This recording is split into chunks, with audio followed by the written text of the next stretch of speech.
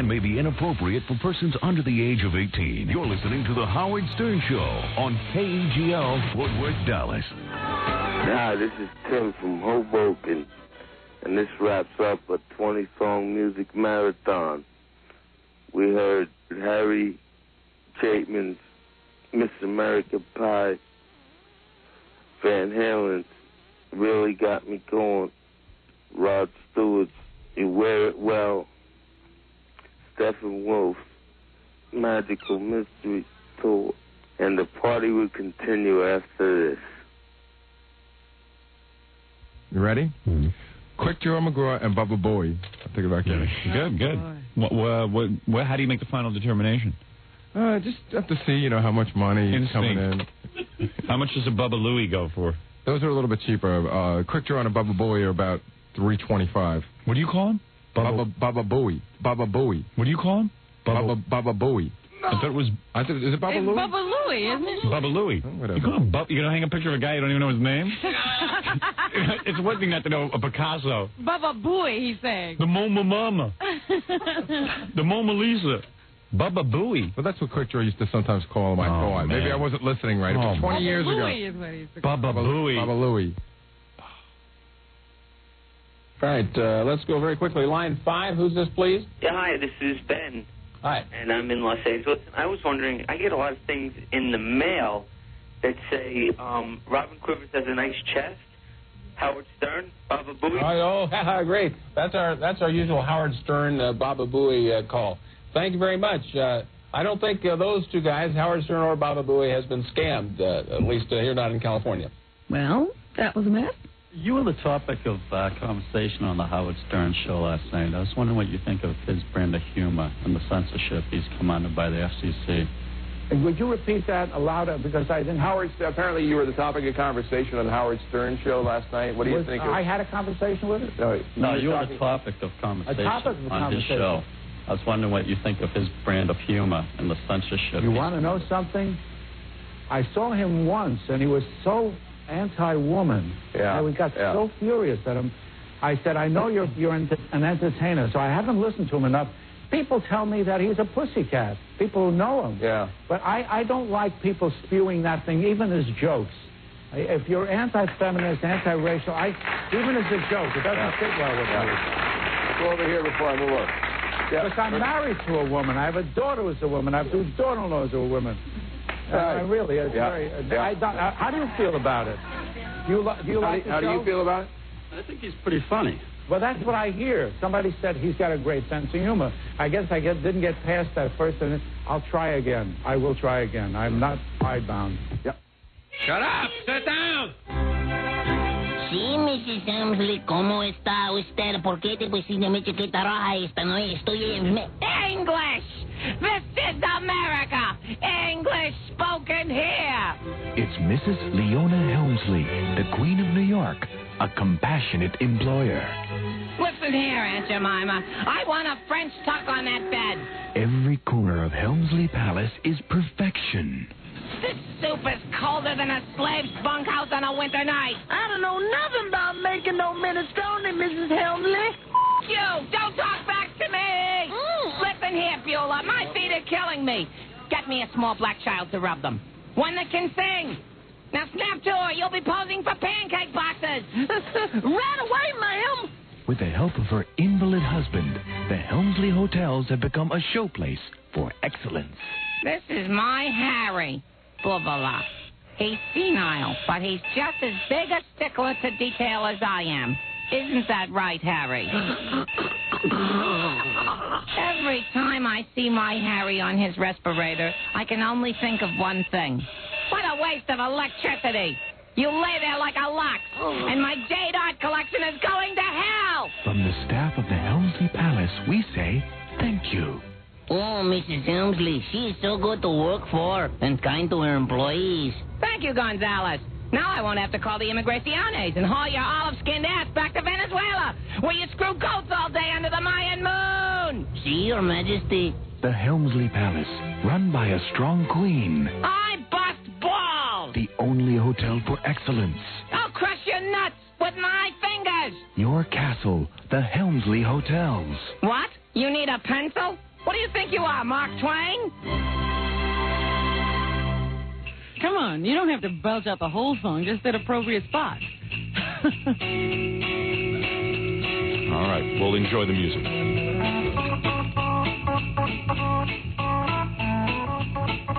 That would have been a good place. They're trying. Come on, you guys.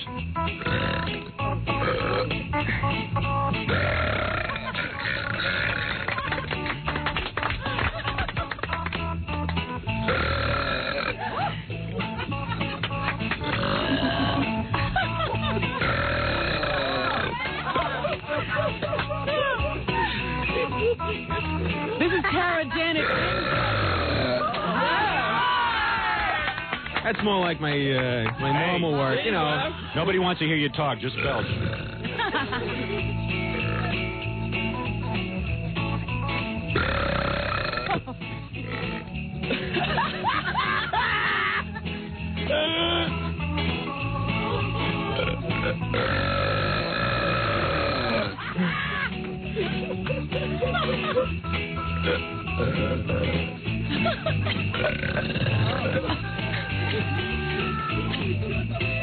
Wow. All right, all three of you together. Come on.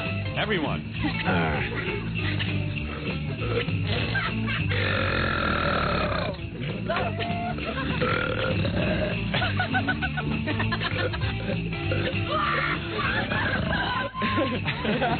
Excuse me, I meant to throw up. Wow. Boy, guys do belch better than women, don't they? I guess.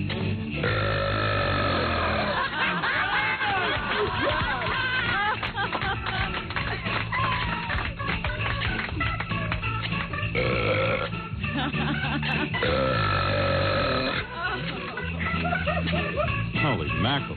That's some talent. Well, there it is. Yes, Thank you. My next guest is radio personality Howard Stern.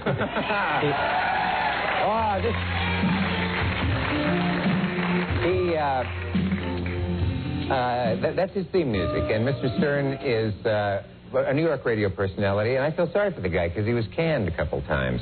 And don't feel sorry for him. He's making good money. Don't worry about it. Good money? Yeah. The sort of thing has never happened to me, but I can imagine it. He has earned a reputation, should the name not be familiar to you, for being outrageous. He is celebrated for his ability to offend people of all persuasions. He usually makes people laugh along the way. And to give you some idea of his humor, before coming on the show, he told a member of my staff that he is God's gift to radio.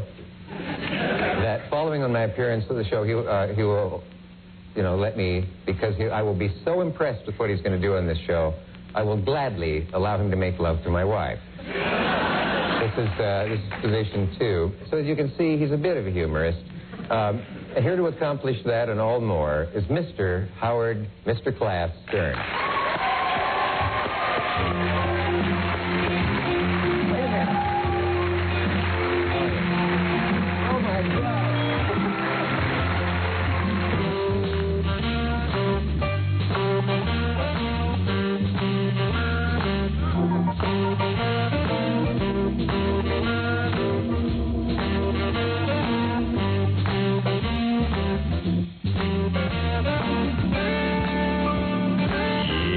Good morning, everybody. How are ye? How are ya? Good to see ya. Yeah. All right. All right, Robbie? Yeah. I'm trying to stay awake. Don't do things like that. Wish you were here. Over on my side of the studio.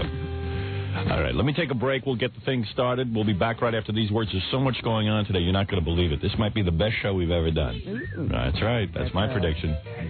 Pretty tall order thing to do, but we've had some pretty great shows. That's right. Thank you, Jackie. All right, we're going to take a break, and we'll be back right after these words. More to come when the Howard Stern Show returns in a moment. 97.1 The Eagle. On the Eagles toll-free line, 1-800-54-STERN. Hi, everybody. This is Maury Povich. I do not listen to the Howard Stern Show, and I lie a lot. Howard, you are some piece of work. Yeah, Maury and Connie getting it on this morning, huh? Listen to that.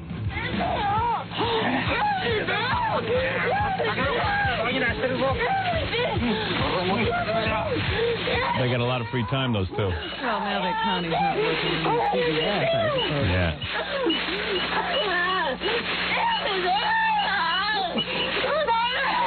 That's rare. Looks like she's given up on that idea of having a baby. No, they're trying to have a baby right now. That's rare tape.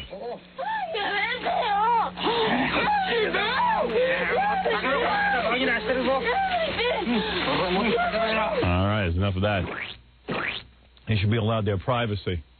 Yeah, it's getting a little Yeah. hot and heavy.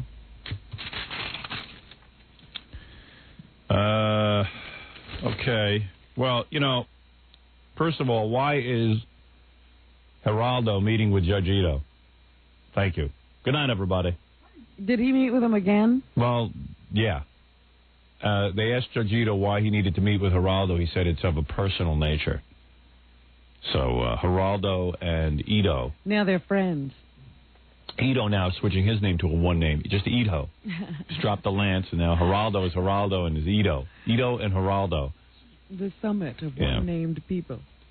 Did you see that on TV? They met. They actually met. No. And no one can find out why. You know, it's of a personal nature. Judge Ito obviously needed to contact Geraldo about something. This guy Ito is having the time of his life. Two guys are having more fun in that courtroom than anybody. Judge Ito and O.J., who, after witnessing grisly picture after grueling grisly picture, he stood up with his lawyers afterwards and laughed and, and joked. This is why I said, they spent a whole day arguing as to whether he would be able to walk out if the pictures got to be too much for him. He was the only one who could handle them. And one of the commentators said, well, he's not such a good actor. I'd let him go and do whatever he wants to do. Yeah, right. So there you have it. O.J. can't even carry off the role. Yeah. Of the bereaved husband. Well, what happened was, they have like a 20-minute break between pictures, and two of the jurors had to be dragged out because they couldn't handle it. Yeah, one just bolted. And the Goldman family, Ron Goldman's parents and sister, evidently accidentally saw some of the pictures they weren't supposed to see because Judge Ito turned them around by accident. And they freaked out and started crying. Everyone, the whole courtroom was completely freaked out, and O.J. was just standing on the side talking and joking with his lawyers.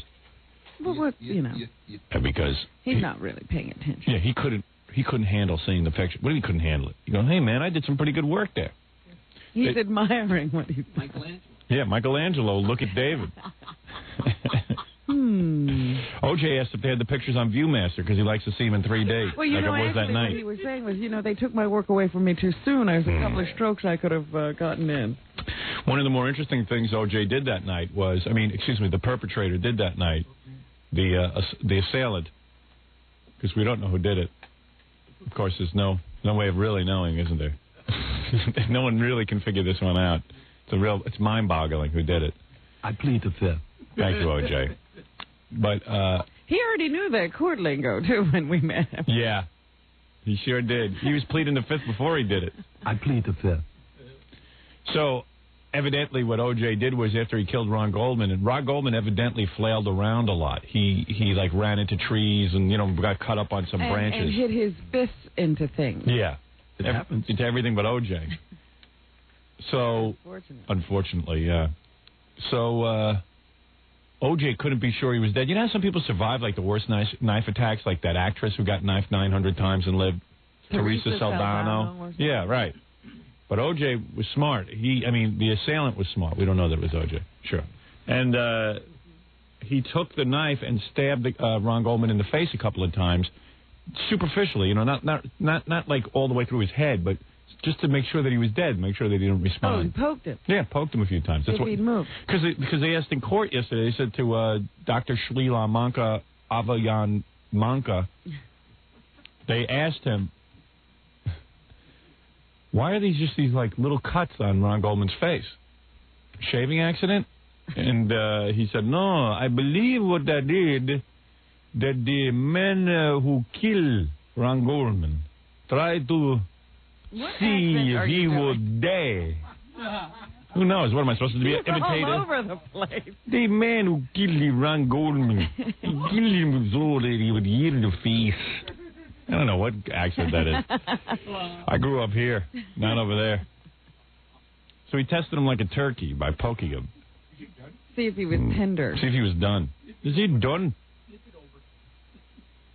Like a dentist testing to see if the Novocaine has kicked in. The OJ. So Geraldo meets with Judge Ito, and OJ is having a great time in the courtroom.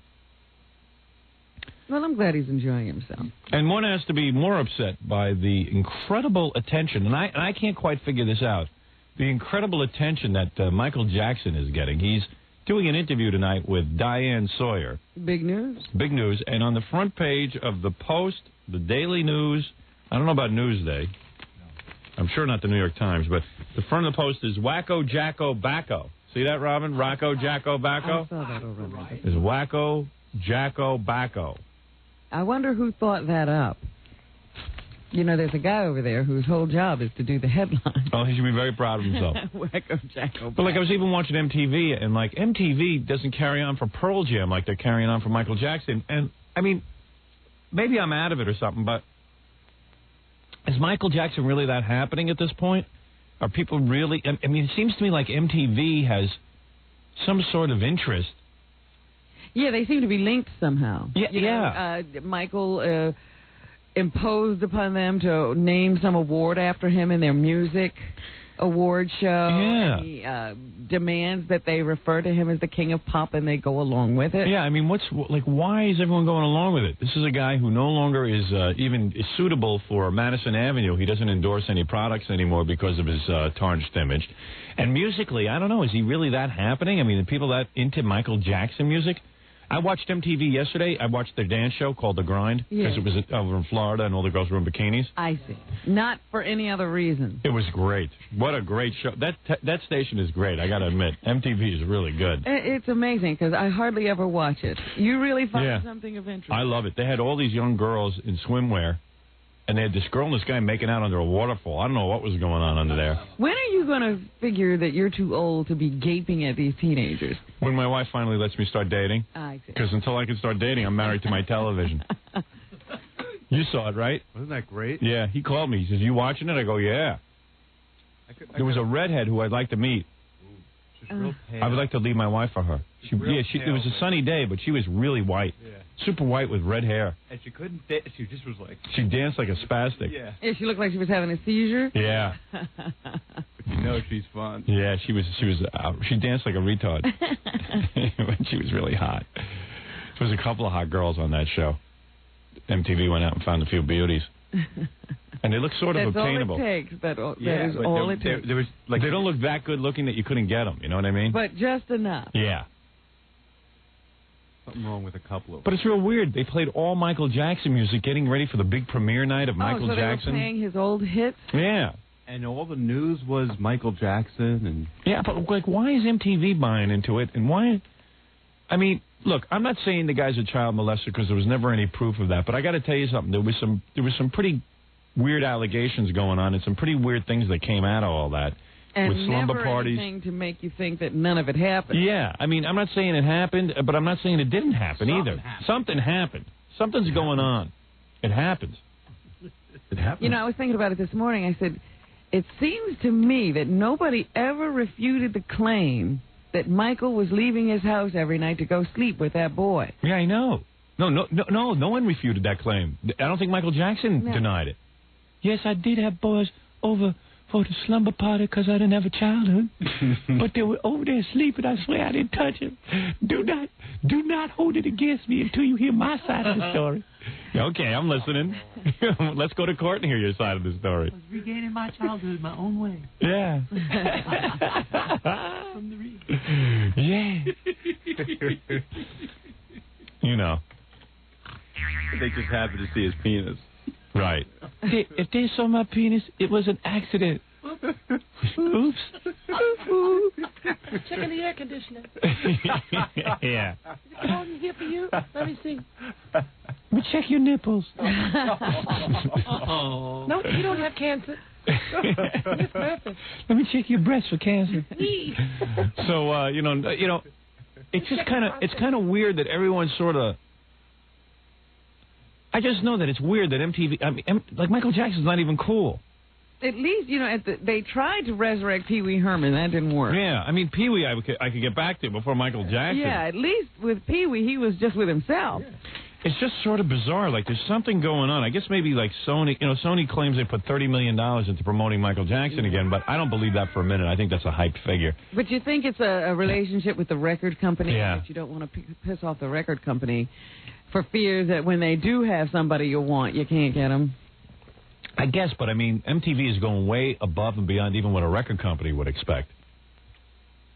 I haven't been watching. Like, if you're going to build somebody up, build up, like, you know, Pearl Jam or Nine Inch Nails or something. Why would you be getting excited about Michael Jackson?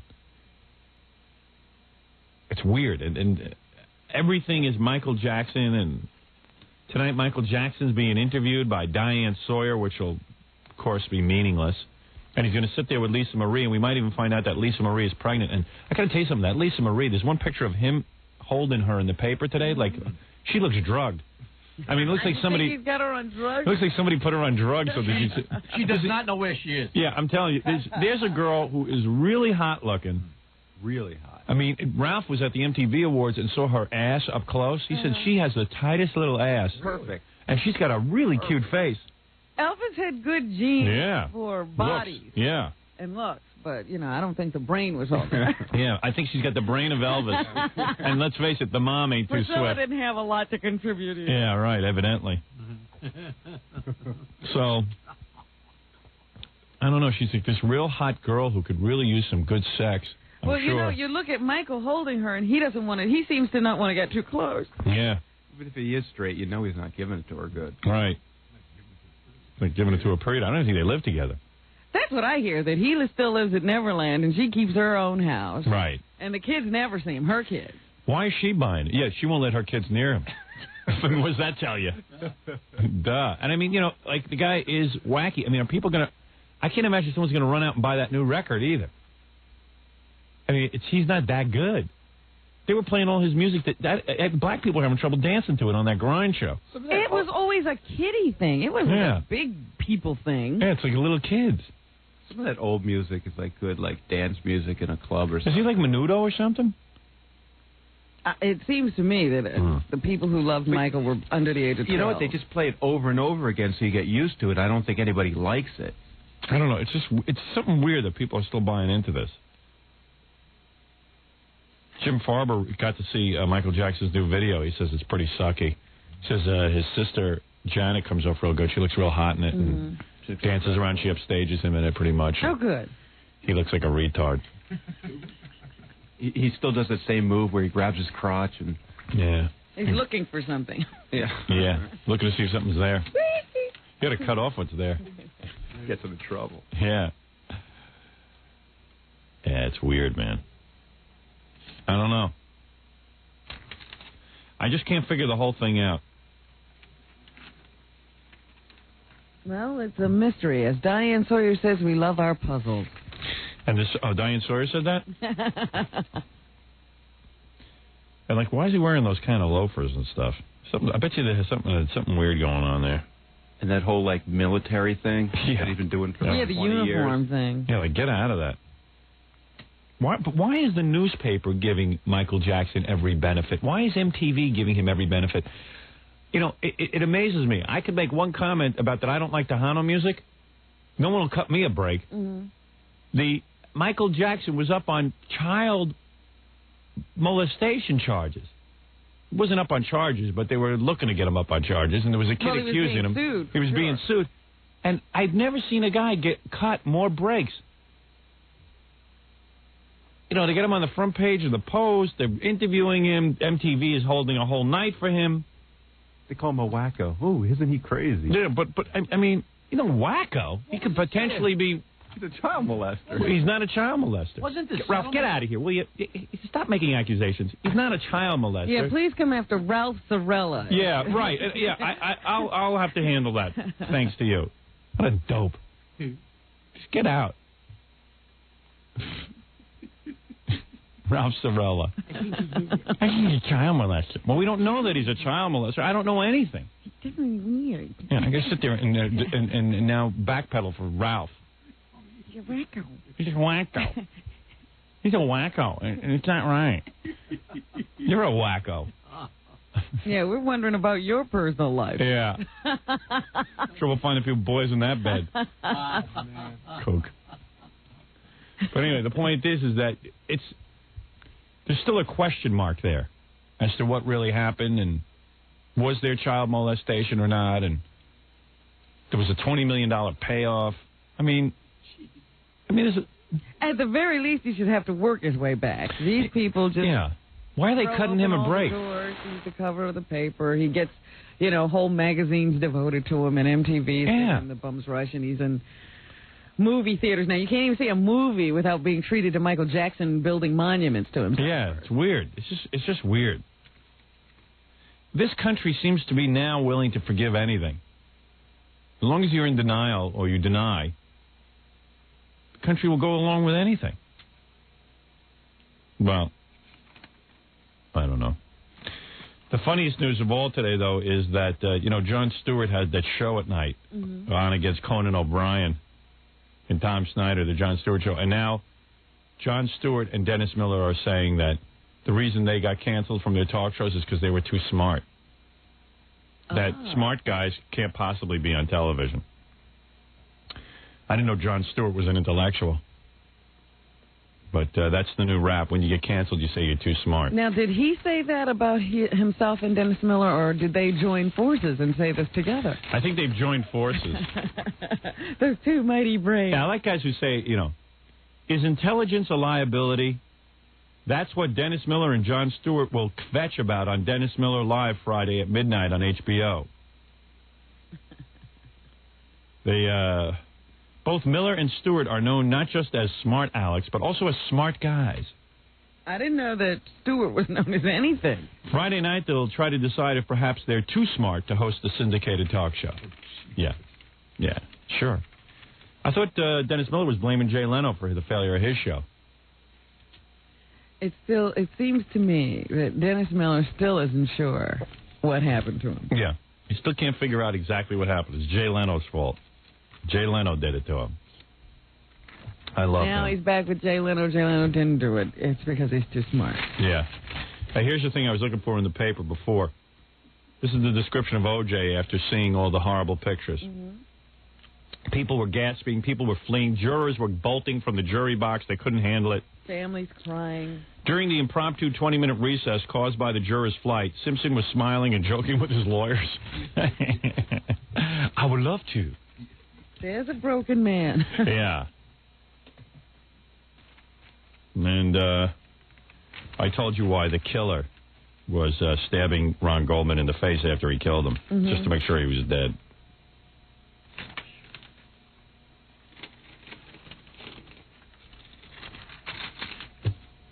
Don't you wish I was interviewing Michael Jackson tonight instead of Diane Sawyer? Let's face it. That's what you wanted to have do in the interview. Well, I thought it was interesting that she said she was trying to figure out the proper mix of good journalism with respect. Well, that means it's going to be a soft interview. Yeah. What? Why respect? Why do you respect him? What did he do? You don't respect the president. I mean, they give him a new a-hole every time he stands in front of the press. But Michael Jackson, they got to respect. Because they all have in the back of their mind that these people are deities. And also they have in the back of their mind, oh, gee, I hope I get another interview. First of all, you're not getting another interview. This is your one shot. Go for it. Might as well. Is it live? Yeah. Yeah. It's live, huh? Yeah. That's interesting. I'll tell you about that all one day. You will. But I'm going to tell you something. Why can't he tell us now? That's what I want to know. I'm going to tell you something right now, but it's not what you think. I'm here to say I'm no child molester. I like a full-grown woman. That's my thing. That's what I'm into. Look, I already knew that. Tell me something that I don't know. You can interview me about that. You want to know what I'm into. Tell me something I don't know. I might be hung like an elevator button. I want to see. I know what I can do with what I got. Reveal to me all your secrets. Pave your road. All right. Well, the first question I would ask Michael Jackson is, Excuse me, why did you hand that family $20 million? I gave you the $20 million because I gotta get out of here. Where's the door? You ain't showing proper respect and mix of respect and journalism.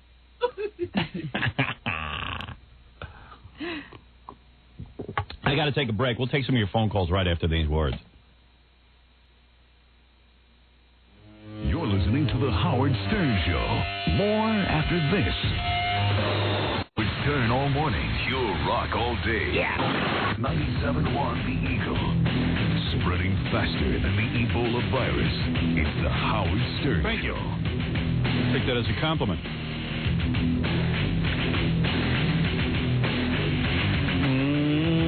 I'm dying to get a tattoo. I got to go get a tattoo. I'm wearing my fake tattoos and loving every minute of it. They're still there? Oh, yeah. Oh, yeah, still here. Look. You had those put on before the weekend. Yeah. Ralph was accusing me of not showering. I shower every night. Do you put plastic around your arm? I try to, but I don't know. You know what it is? I don't sweat a lot. I'm not a sweater. I'm not a greasy guy. Yeah. So I guess they just stay on. But look at that. Look how handsome I look. Maybe you don't need real tattoos. You'll just keep just reapplying fake ones? I'm going to do a whole sleeve, I think, of fake tattoos. Like Tommy Lee. Pretty good. Yeah, like Tommy Lee. But I really do want to get one. And you know what? I've just decided I don't care what it is. Just put it on me. Well, that's what I told you. That's a real tattoo. That's a real man. Something you go, oh, I've got a plan, and let me do this or that. Yeah, just Unless stick it you're really decorating your entire body, what's the plan? I mean, I want to put more thought into it than what Bon Jovi did and get a big Superman tattoo. You know, I've kidded him about that. Hey, if he likes it. Yeah.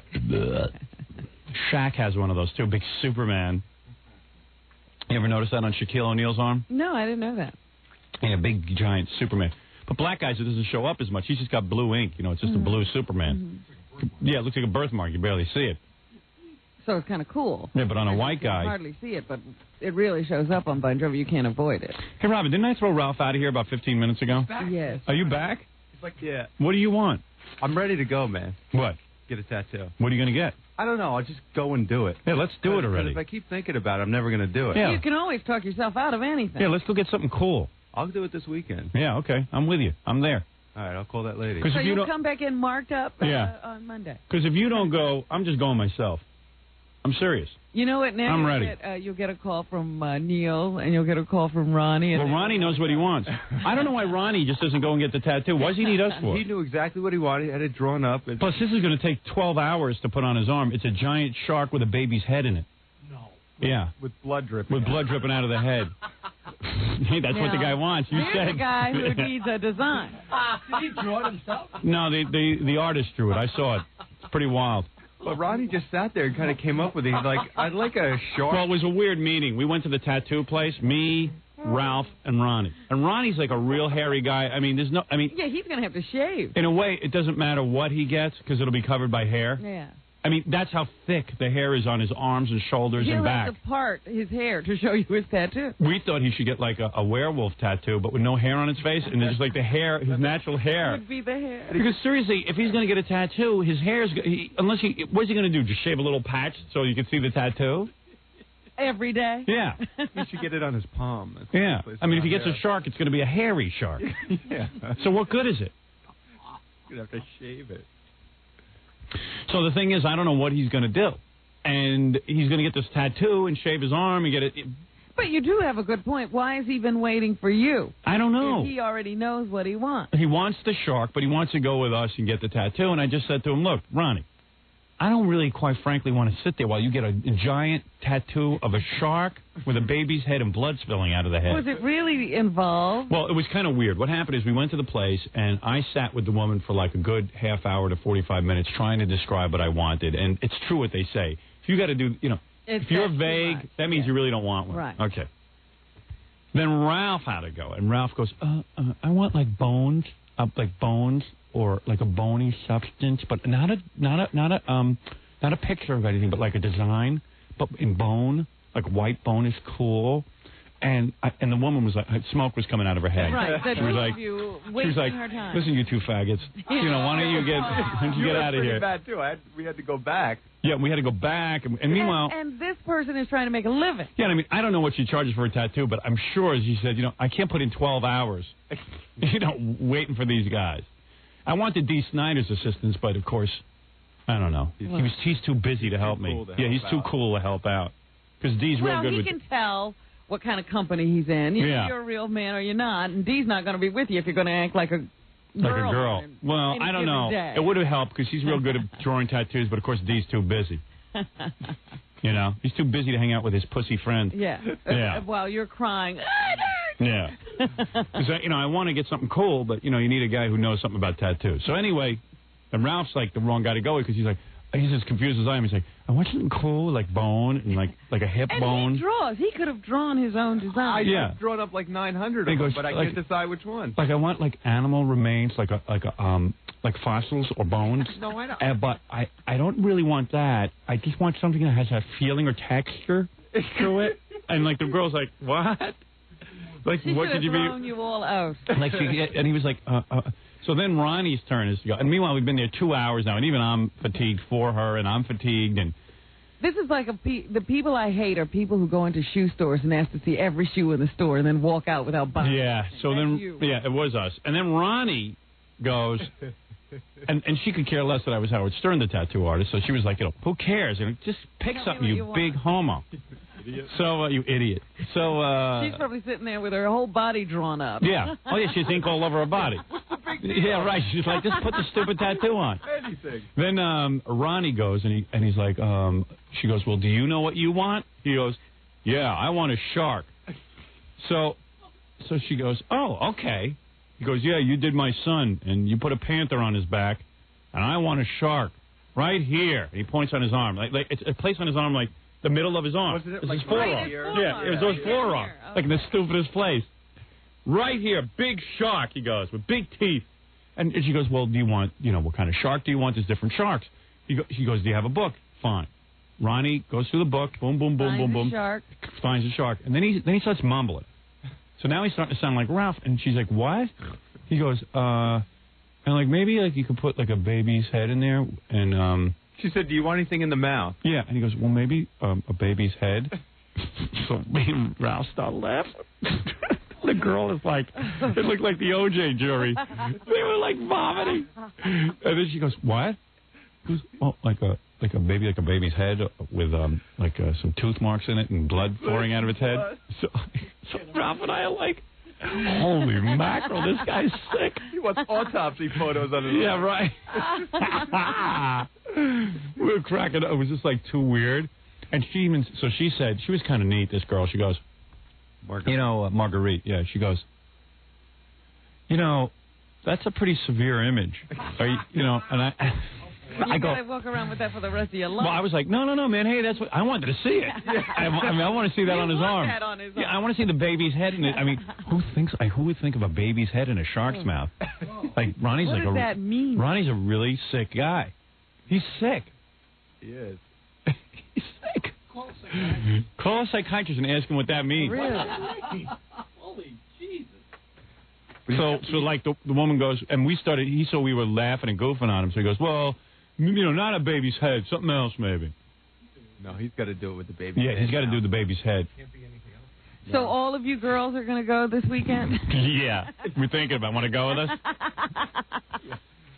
You know what I was thinking you should get? If you want to be really wild, you get like Bozo's face tattooed on your face, and the berry is his nose. Like a big red nose. Get it right yeah. Right there around the berry. How cool would that be? Right, maybe I'll do that. Yeah, because Ralph's got this big red... Ralph had this pimple on his face when he was like... How old were you when you had the pimple? I was like a freshman in high school. Yeah.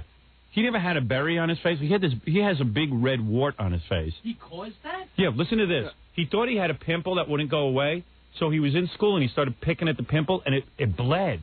Because it wasn't a real pimple. It was something else. And then the blood formed this berry. I was in class, and I started picking at this new thing on my face, and I'm just... Oh, so you didn't even look at it. You were just picking. I thought it was a pimple, and I'm picking at it. All of a sudden, it, like, comes off, and this blood starts pouring out. I'm like... And I'm in the middle of class. I'm like, I pretended it was a bloody nose. So you made that mess? I don't know. I think it was there, and I think it sprung out, and I tried to take it off. It was going to be a berry anyway. You know how like Robin says she always wants probably to would have been a berry. Yeah, it was going to be a berry anyway. I think if he does the Bojo face, he should put a horn in the berry. Yeah. So it does beep. Beep, beep, You press the berry and it beeps. Why'd you get that thing taken off your face? You don't want to, huh? I don't know. You kind of dig it. Do you think I should? Like seriously? I mean, I could. You know what it is? It's kind of distracting. Yeah, it's weird. See, I don't see it at that angle. I know it sticks out, but I don't know. It doesn't really bother me. It's not bad, but I can imagine if a chick was up close or something, or a guy, whatever you're into. Do people rub your berry with love? No, it's just like hanging there on your face, and like it doesn't belong. Yeah, maybe I should get rid of it. Well, Howard had some things removed. Yeah, I had a big birthmark on my nose. Now, my nose is huge, and I had a birthmark on it, and then it started to rise and, like, actually get big. Like a wart? Like a wart. Like, it started to go, and I was like, oh, my God, not only do I have a big nose, but I've got this big thing on it, like a witch. Else. So I went right over. They sliced it right off. Are you afraid of the pain or something?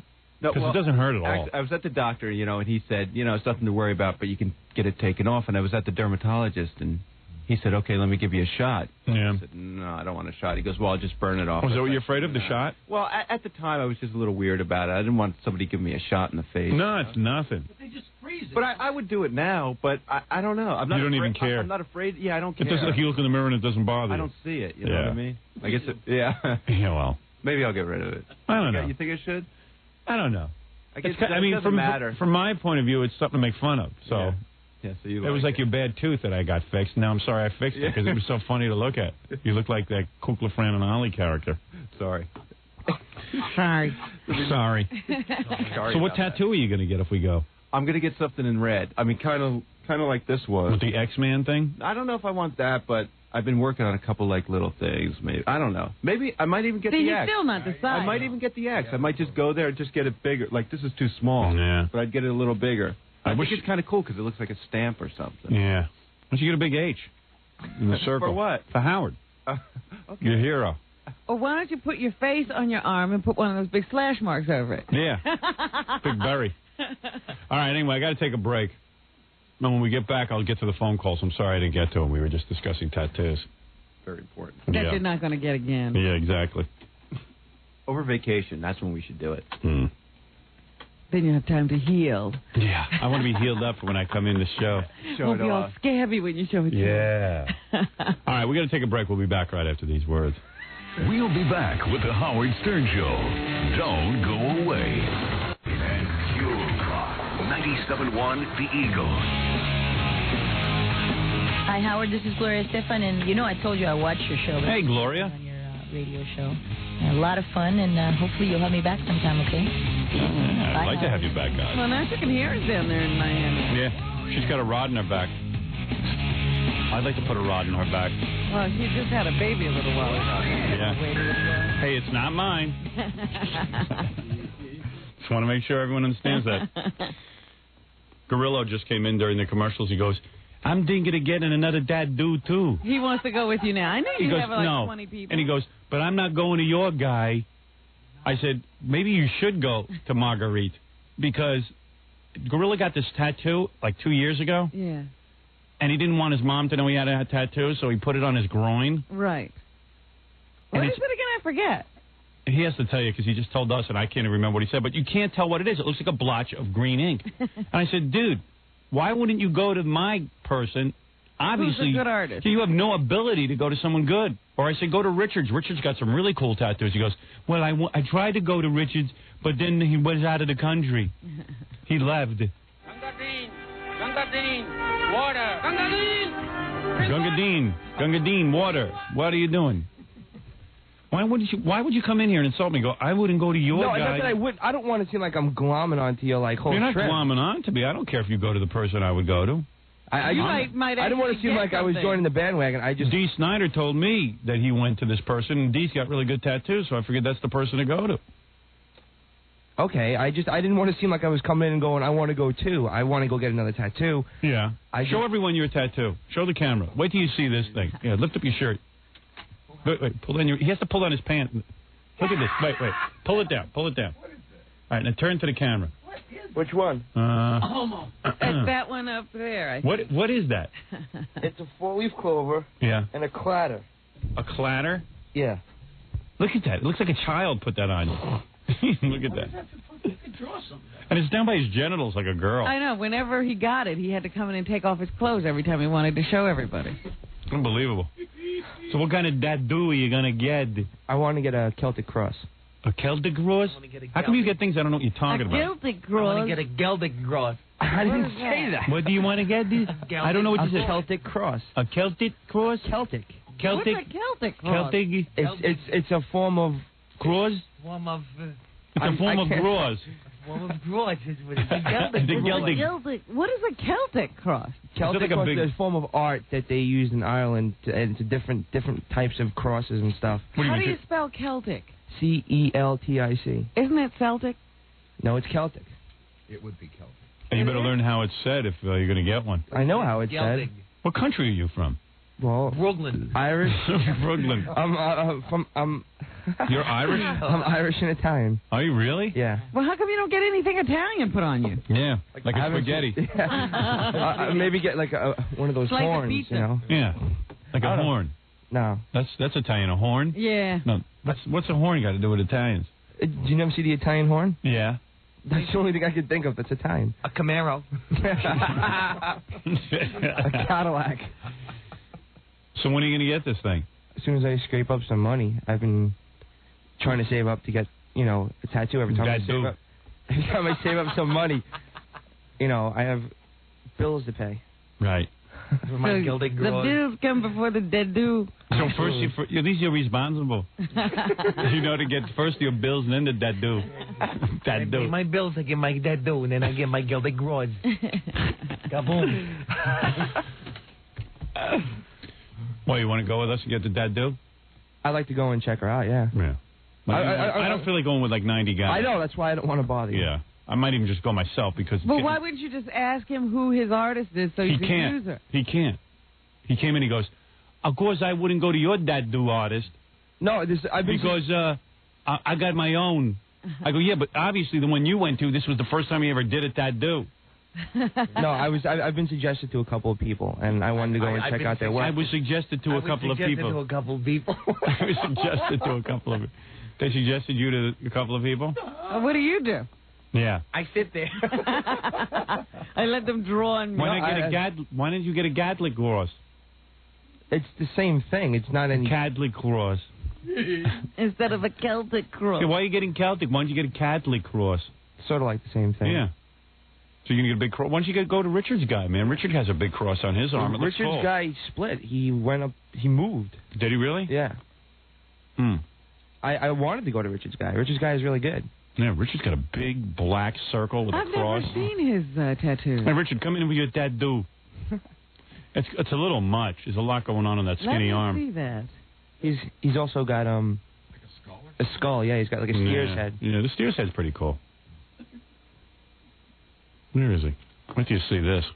This guy put a cross on his arm. It's bigger than the one they hung Jesus on. Yeah. Let's see, man. Take off your shirt. Take off your shirt. Holy. Look at what the hell. He's got a cross with a burning heart. Goodness. It takes up his entire shoulder. Yeah, it's a big tattoo, huh, Richard? Is that a gilded gross? Ralph is going to be a nightmare. Why? Because he went with me like when I got my hair dyed purple. Yeah. And he just sits there and goes, could we see how it would look first of all if we did it like this way or if we did it that way? And you were just do it. Right. I just wanted it done. So if he goes there, he's going to say, well, can we see how it would look this way? But it's on his arm forever. Right. So. Yeah, he shouldn't get one, Ralph. He sounds very uncertain about what he wants. Let me see your steer's head. Yeah, I like that one. That's kind of cool. Let me see that one.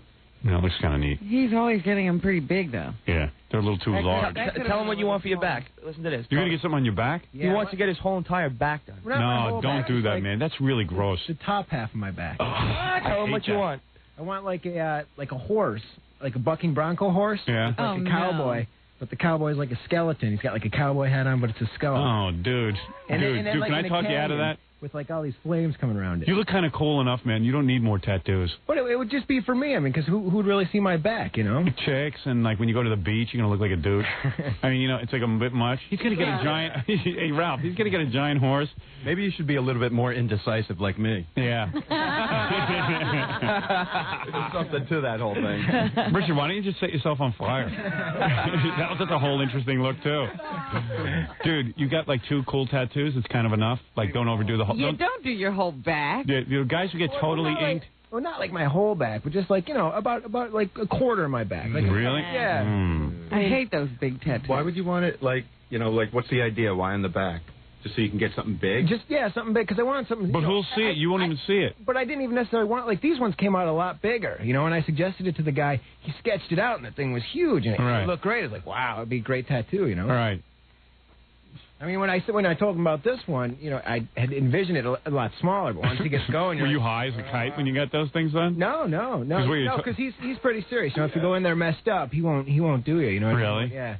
Well, let me ask you something. You want to have this... Go, man.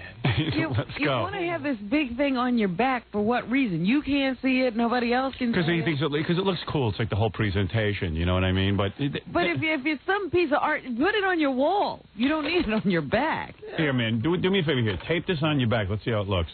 Here, take your shirt off. Here, look. This is a horse. Robin, I drew this as a horse. You drew a tattoo. And there's the cowboy with a hat. You got to draw fire now. Looks like Gumby and Pokey. Hey, put it on his back. See how it looks. Tape it on there. See, if it looks good, we'll tell you. There you go, man. Hey, you know, it doesn't look so bad. Wait a minute. You got to put it on. Look at that. Let's see. Turn around.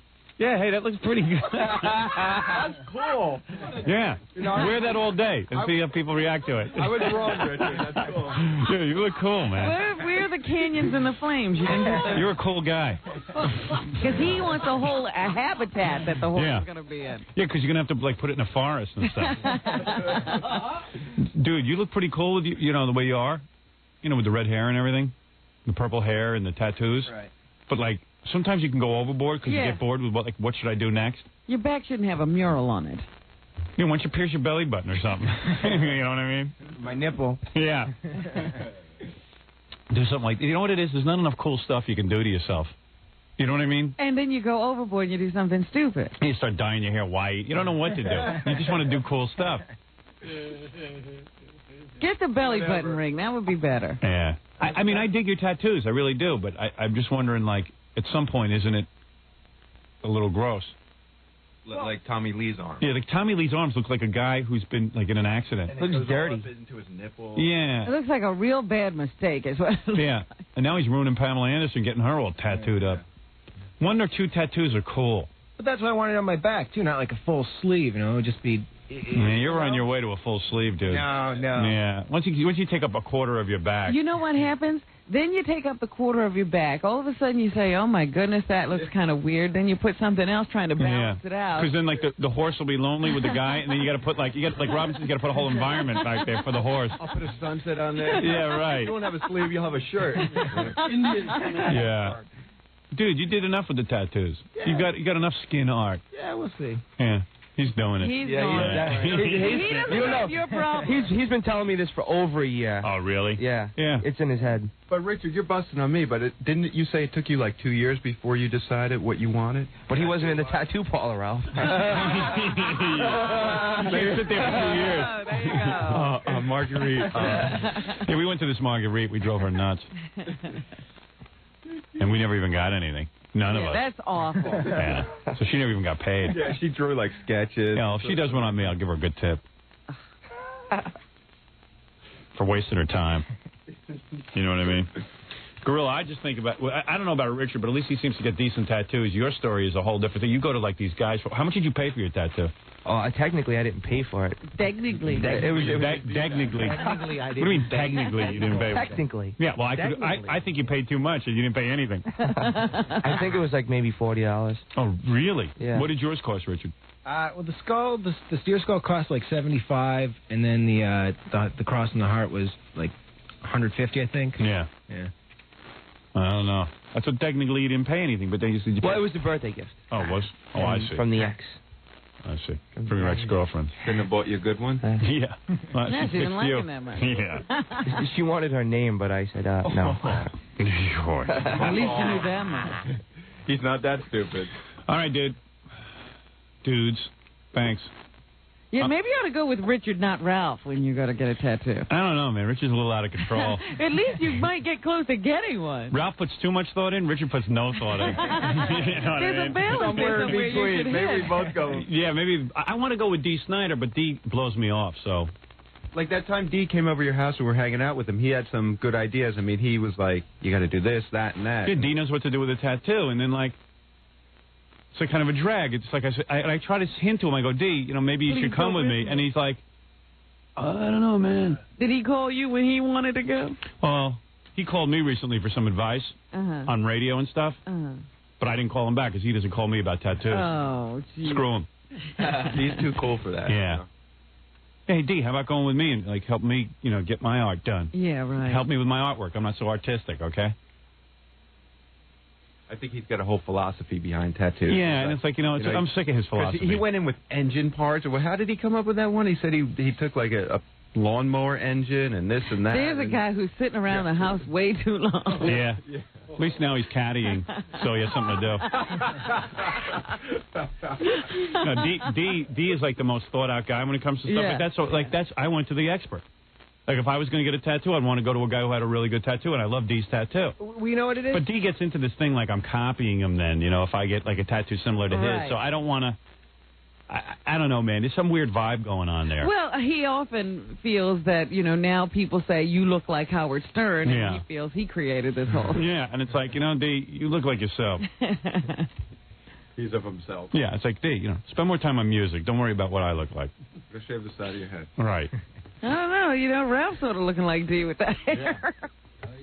I don't know. Maybe he copped that. Maybe. He got it from somewhere. But I don't know. It's like D's weird with his tattoos. It's like I call him up and I go, hey, man, I really want to get this tattoo, and I don't know what to get. I like traditional. I like hearts and ribbons and, Hearts and ribbons. Yeah, cool stuff like that. You know what I mean? Like you got the heart going. And you're going to have something written in it, right? Yeah, like I had this little phrase that I was going to put in. Did you tell us the phrase? No. What was the phrase? I even forgot, Ralph. Something in discipline. No, we got a different one. There was anarchy. No, but we got something else. Yeah, I don't remember now. I'm so long. See, you're not committed. You don't even remember your phrase. It was like, I think it was Fred Sucks. But, I don't know. It was something like that. Jackie. I forget exactly what it was. Didn't you say it was Latin? Yeah, it was. Yeah. D gave me that idea. He said, put it in Latin and it'll look cool. It doesn't matter what the phrase is, as long as it's in Latin. So I said, hey, thanks, man. I said, you got a lot of cool ideas. Why don't you come help me design this tattoo over at Marguerite's? I gotta go. Yeah, and he was like, yeah, well, if you run into trouble, man, give me a call. No, we said we're going over there. He's like, well, give me a call when you're going. We're going right now. Yeah, right, yeah. Like he has something to do. Got very busy. I go, hey, I want to go over right now. And he's like, Suddenly he's busy. Yeah, so he's busy, I'm busy. I could have used the guy's help, man. I was going to him for tattoo help. I mean, it's a pretty important decision what you're going to put on your arm for the rest of your life. A crisis. Yeah. I don't think he thinks of it that way. I think he thinks that's uncool. I think he just thinks he should slap something on. Yeah. I'm going to get real drunk and put, like, boys are really super tight in Latin.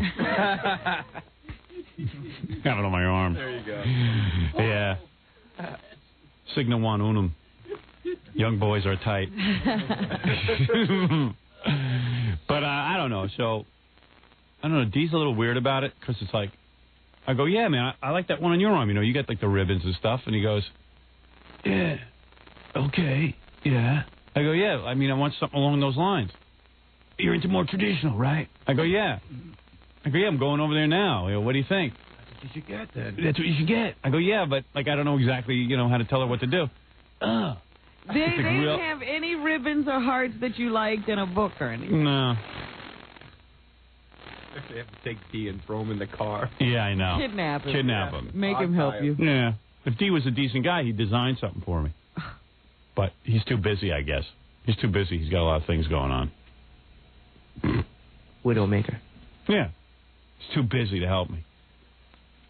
Boy, oh boy. It's not supposed to be that big a deal. Yeah, well, evidently with me it is. Everything's a big deal. I don't think you want a tattoo. I Because do. you'll be miserable. You can't get rid of it, Howard. I don't want to get rid of it, damn it. You can't get rid of it. It won't be like your black hair, where you get rid of it in a day.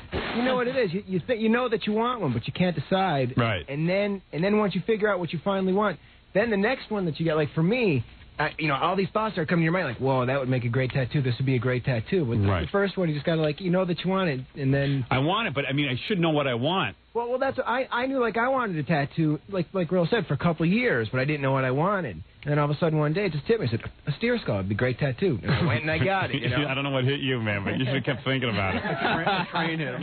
Yeah. See, like, D has a horse's head kind of thing, like with kind of like that deer skull. It looks kind of cool, too. Yeah. But I don't know, it's like, the guy won't help me out.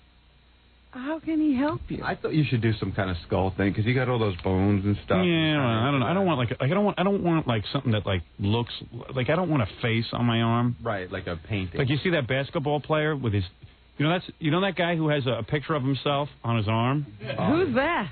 That Is guy that with Rodman? blonde hair? Not Rodman. This guy but actually it turns out it's his father, but it looks exactly like him.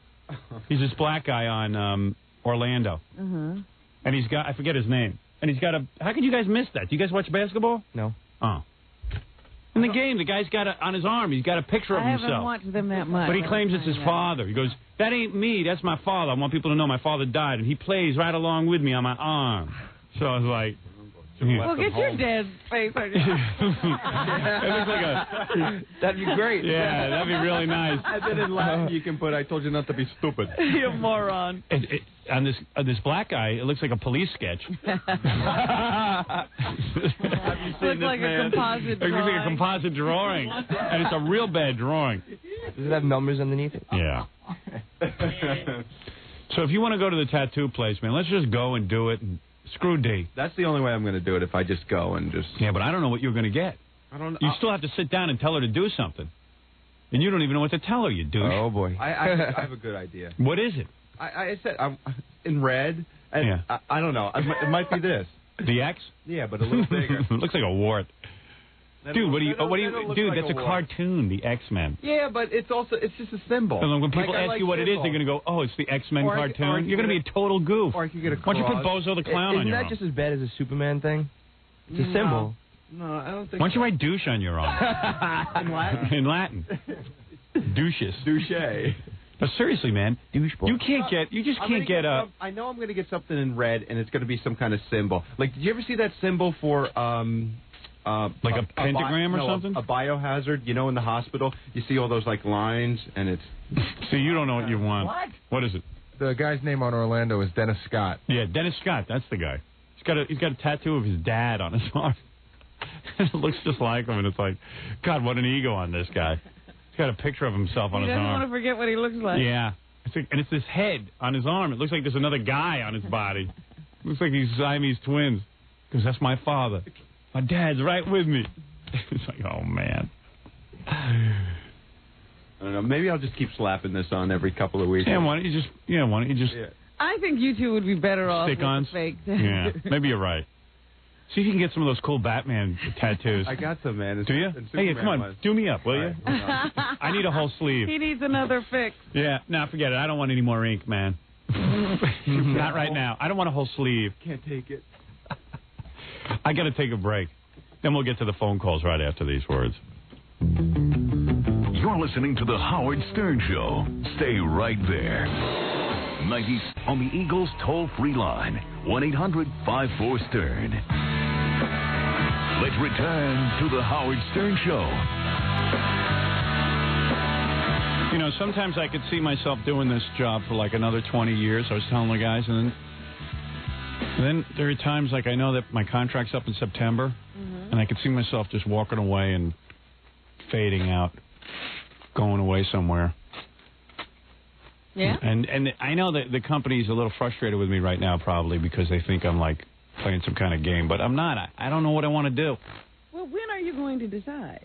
Same time I decide on my tattoo. Well, forget about it.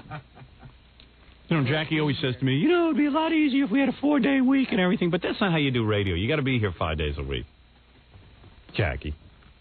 No, seriously. I mean, yeah, 4-day week would be cool and everything, like Carson or something, but that's not what it's about. I mean, I hate getting up early and everything. You know, I think if I was single and this was my source for getting girls, I would never even think about giving it up. But I'm like married. You've been here all this time, you haven't got one girl. That's what I mean. Nothing happens to me. Where would you go, Howard? When you say go somewhere, do you mean like Phoenix? Yeah, I think I'd move to Arizona and You'd go nuts. No, I don't think I would, though. You don't understand me. I could sit around all day and just, Yeah, but what are you going to do then? I'll get a job working. I'll work at a resort. I'll be the activities director. Oh, wonderful. For guys like me who do an activity and then their ankles break. You're such a people person. Be like a... yeah. I'm so charismatic that people will flock to me. No, I don't know what I would do. I mean, I'd have to be in some sort of something. Something creative. What, are you going to paint? Like maybe I'll get a disc jockey show, but I'll just play records or something. Do like what Dave Herman does. That seems pretty easy. I could make And he's doing fine at it. Yeah, that's what I mean. Like, why do I have to... You know what I mean? I'll change my name so I won't be embarrassed because I'll be such an imbecile. I'll be like, hey, everybody. Just a little Pink Floyd, and we got another 5 coming up in a row, 5 in a row. And then, it'll be some crummy station. And I'll just do afternoons. And don't worry, I won't use the name Howard Stern. Yeah, I won't embarrass any of us. Read the newspaper, you see some other guy getting press. What's it going to do to you? Say, hey, let that guy do it. I had my shot. You wouldn't make it through one show. Don't think so? Maybe I should practice tomorrow. I'll just do a music show, and we'll see how it sounds. There you go. Tomorrow, tune in and hear me do a music show. Hey, give me some records, You ought Fred. to try it out before you make this commitment, don't you think? Yeah, sure. Here you go. You spend more time figuring out a tattoo. All right, I'm going to do a little. Let me give you a little sample of my new show. All right. Like you won't be there, and Jackie and Fred won't be there, and Baba Booey won't be there. You'll be alone. Although I want someone pulling my records like Dave Herman has. Right, you'll have some guy. Yeah, I'll get a guy. You can't take Fred to do this? Yeah, all right. See, now all of a sudden I'm working with Fred. Might as well have Robin do the news. Yeah, and Jackie, you could sit there and write some jokes. Hey, all right, we got a show now. I might as well be funny. You're the producer. Yeah. If you're sitting here, you might as well talk. Right. Might as well say a few things. No, I would go do the show myself because the station I would work at couldn't support all the crew. Give me some music, my man. So come on, Fred. Give me records. Fred's not even pulling the records. Oh, I don't care anything. Okay. I was going to give some CDs. Just start. I don't like playing CDs. Okay. You want real records? Yeah. Here's some records. Ralph, you can come and do my hair during the show. Cool. Let him pull your records. I think I'll do track 2 here. Now, wait a minute. You're at a regular station doing a music show. You don't get to to choose the music. No, I'm going to work at one of these stations where you can play your own music.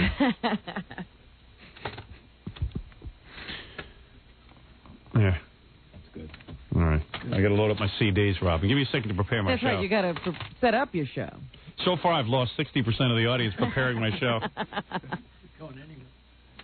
Yeah, hold I on. should hope you get there early and prepare. Yeah, no, I will. Already this seems like a lot of work. And you got to have something to say in between the records. Yeah, I know. I should be pretty good at that.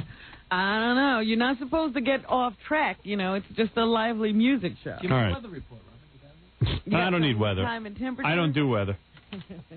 I don't care where I am. All right, here I go. You ready? Hi, everybody. Oh. Right away. Oh, man. You're still no good as a jump. I need something. I need a name. Hop along, Howie. How about Howard?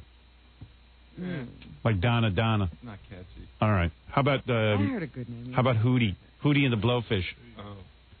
Howie and the Blowfish. Come on, give me a name, Robin. Trying to think now. I heard a good name. Douche. How about Rocky? Rocky Allen Show. Like that douche on PLJ. Rocky Allen with you? Doing a Howard impression. Who could I be? James Brown. I'll be James Brown. No, less tracks. Cornholer. All right, Les Tracks. I like Les Tracks. I'll be Les Tracks. I like that name, Les Tracks. That's cool. Hi, this is Les Tracks with you. Right here at, let's call the station 99X, okay? We'll just give it a name. Hi, this is 99X, Les Tracks with you, and we got a bunch of good tunes coming up. Right here. But let me just tell you. Super set coming up. We got a Super Tuesday coming up. 99X and Cinemax want to add some great new CDs to your rock and roll collection all weekend long. So we're giving you copies of Pulse, the brand new Pink Floyd. That's right. Here's a little Bush and some other things for you this morning. We got some great music coming up. Yeah, man, we're rocking now. Hey, all you young girls out there want to give me a call on our request line, I'll rap to you. All you 12-year-olds, I love ya. Here's some Bush, if you know what I mean. I love Bush. Who doesn't love Bush amongst us? All right, Bush at 99X. Yeah, I can do this. Cool. I'm the coolest jock around. Wait a minute, you got to remember what time of the day are you working? You're not working. I work afternoons. Afternoon? Yeah. Afternoon drive? Yeah, so I don't have to get up early. All right. You're there by yourself. You're not sitting there with all of us to play. Yeah, I know. It's boring. You got to bring some people with you. Yeah, I'll bring some of my friends and my girlfriends in. Right. You think I'm bringing my wife and kids? Oh, you're leaving everybody. Yeah. Have a dance party. Yeah, have a dance party in the studio. Let's track with the grind. Let's tracks with you. This is Bush. We got a twofer coming up, man. We got some really great music today. I'll be at the opening of Batman Forever next Tuesday to meet some of you young 15-year-old girls. Just kidding. Hey, don't forget we'll be having our big CD giveaway weekend right here at 99X. That's right, man. I'm rocking now, aren't I? You better believe it. I've got all the boss tunes on the boss station, Motley Crue. Shout, shout, shout, baby. Shout, shout. Hey, Les, could you shut up? I'm trying to record. Hey, who is that? Yeah, I'm rocking now. I'm going to continue with my show. Just play out a little bit.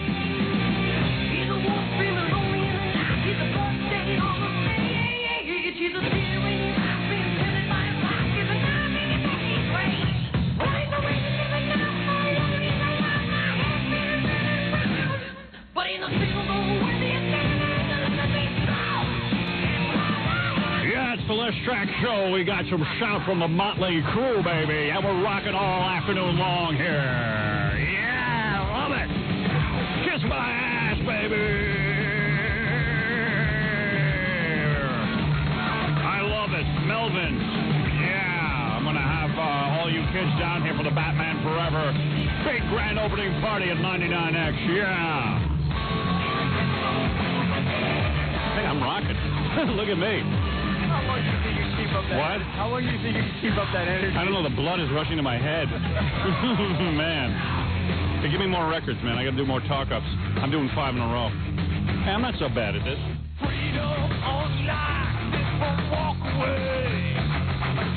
Remember, this is every day, day What? in, day out. Yeah, but I'm going to have chicks up in the studio, so.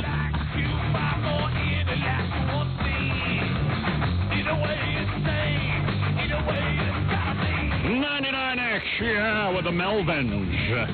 I can't believe how much I love that record, man. That's my #1 record of the week. And let me tell you something. I've got music from Our Lady. Peace, peace, peace, peace. The hell is it? Track of the week from Les Track. Yeah, there's track of the week from Les Track. You gotta have all that lingo. Yeah. We have the worst CD players. They don't even work. Come on, let's rock it. Our Lady. Peace. Peace. You better dig it, baby. At 99X. With your man on the street. Manny Street. I can't believe it. I got news for you. We're going to have a big MTV-type bikini dance party down here next week with your buddy Les Track. The weekday. Yeah, no, we're going to be doing that down here. Get a lot of hot chicks in bikinis. My God, I hate myself more than ever before. It's Our Lady. Yeah, whoa, look at this. Look at me, rock, baby. Hey, we're going to have a beautiful beach weekend. I'll be out on the beaches giving away bumper stickers all weekend long. Right here at 99X. What beach is in Phoenix, Les? The beach in Phoenix. I'll be at the beach with my bumper stickers. I'll be flying into New York to give away bumper stickers. 99X. Come on, tell me I'm not great. All you just got to do is keep saying stuff. Stupid stuff. You got to just keep saying stupid stuff. Like I'm gonna be at the beach. Hey, am I any good? Am I any good at this? No. Oh.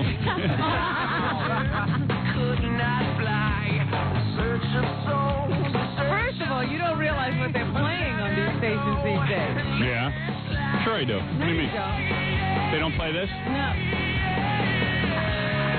it's true Q104 plays this stuff, and they've got less than a 2 rating. You gotta play those, like the Cranberries and, Nah, I'm not playing that. What are you listening to, Robin? I listen to Alternative Think. I don't know. What's that other group? What a group. That he's playing? Hootie and the Blowfish? Yeah, watch this. I'm not playing no Hootie and the But Blowfish. you gotta play all those rock bands with women singing it. Nah, man, let me handle this. Yeah, 99X, my program director can eat me, eat me, eat me. Yeah, I love it. I love when you eat me. Baby, I got all the great hits for you right here at 99X in Phoenix. Believe it or not, this is Pearl Jam. They can kiss my ass, Pearl Jam. I dig those suckers. I know those guys. Let me tell you something. I think it's very, very good what they're doing with all the Ticketron nonsense. Oh, forget that. They just decided to go with Ticketmaster. They're going with Ticketmaster? They suck. Hey, you can't be on this show, Robin. Well, you're going to be giving out all this misinformation. I have to come. Nah, I'm giving out some misinformation. Here's my assistant, misinformation. Yeah, rocking on Pearl Jam at 99X in Phoenix. I'm at the beach right now. Come and find me. Yeah, I'm handing out bumper stickers all morning long. Let me tell you that. I can't believe how happening I am. All you've been doing is handing out bumper stickers. Yeah, I'm handing out bumper stickers. He's flying to New York to hand out. What a job. I'm handing out bumper stickers. You know what you should do? You go someplace and you give out coordinates, see if people can find you. What am I giving out? Treasure hunt. Oh, yeah? Want me to do treasure hunt clues? Treasure hunt for bumper stickers. Wait, I got a record coming up. And this is how you should do the show. You don't even play the whole song. Yeah, because people burn out on the records. This is a whole new concept. There was a consultant, this guy Lee Abrams, who did that for a while. Yeah. He figured out years ago. Everyone thought he was a genius. He was the guy who first started like album rock radio, and he couldn't figure out like what the next thing was. So at some of the stations, he decided that a lot of the records people didn't want to hear the whole record; they just want to hear a bit of it. Oh. So he used to play 5 in a row, but only part of the song. And I forgot he came up with a name for it. It was like snippet radio. Stupid radio. Yeah. Stupid. And like he would just like play a couple of minutes of each song, like a minute maybe. Yeah. And then just run them all together. Yeah. Rock music right here at 99X in Phoenix. Am I rocking you or what? Yeah. All right, man. We've got it all for you. I think you know this tune. No explanation needed. Look at me rocking, brother. I'm going to be with you all afternoon, you know what I'm saying? My boss can kiss my ass. Hey, kiss my ass. I play what I want to play, man. I'm happening. You know who I am. I'm less hits. More rock, less talk. I ran out of junk to say, and I'm only halfway through my air shift. You know what? Even that would be annoying. Even I don't want to do that. I tried to tell you.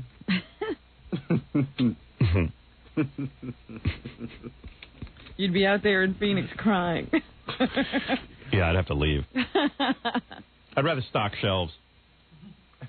I think I'm sick of radio. If you leave, you have to leave, I think. Yeah. I think you go out. But if I get bored, I could take a little weekend show, play some music.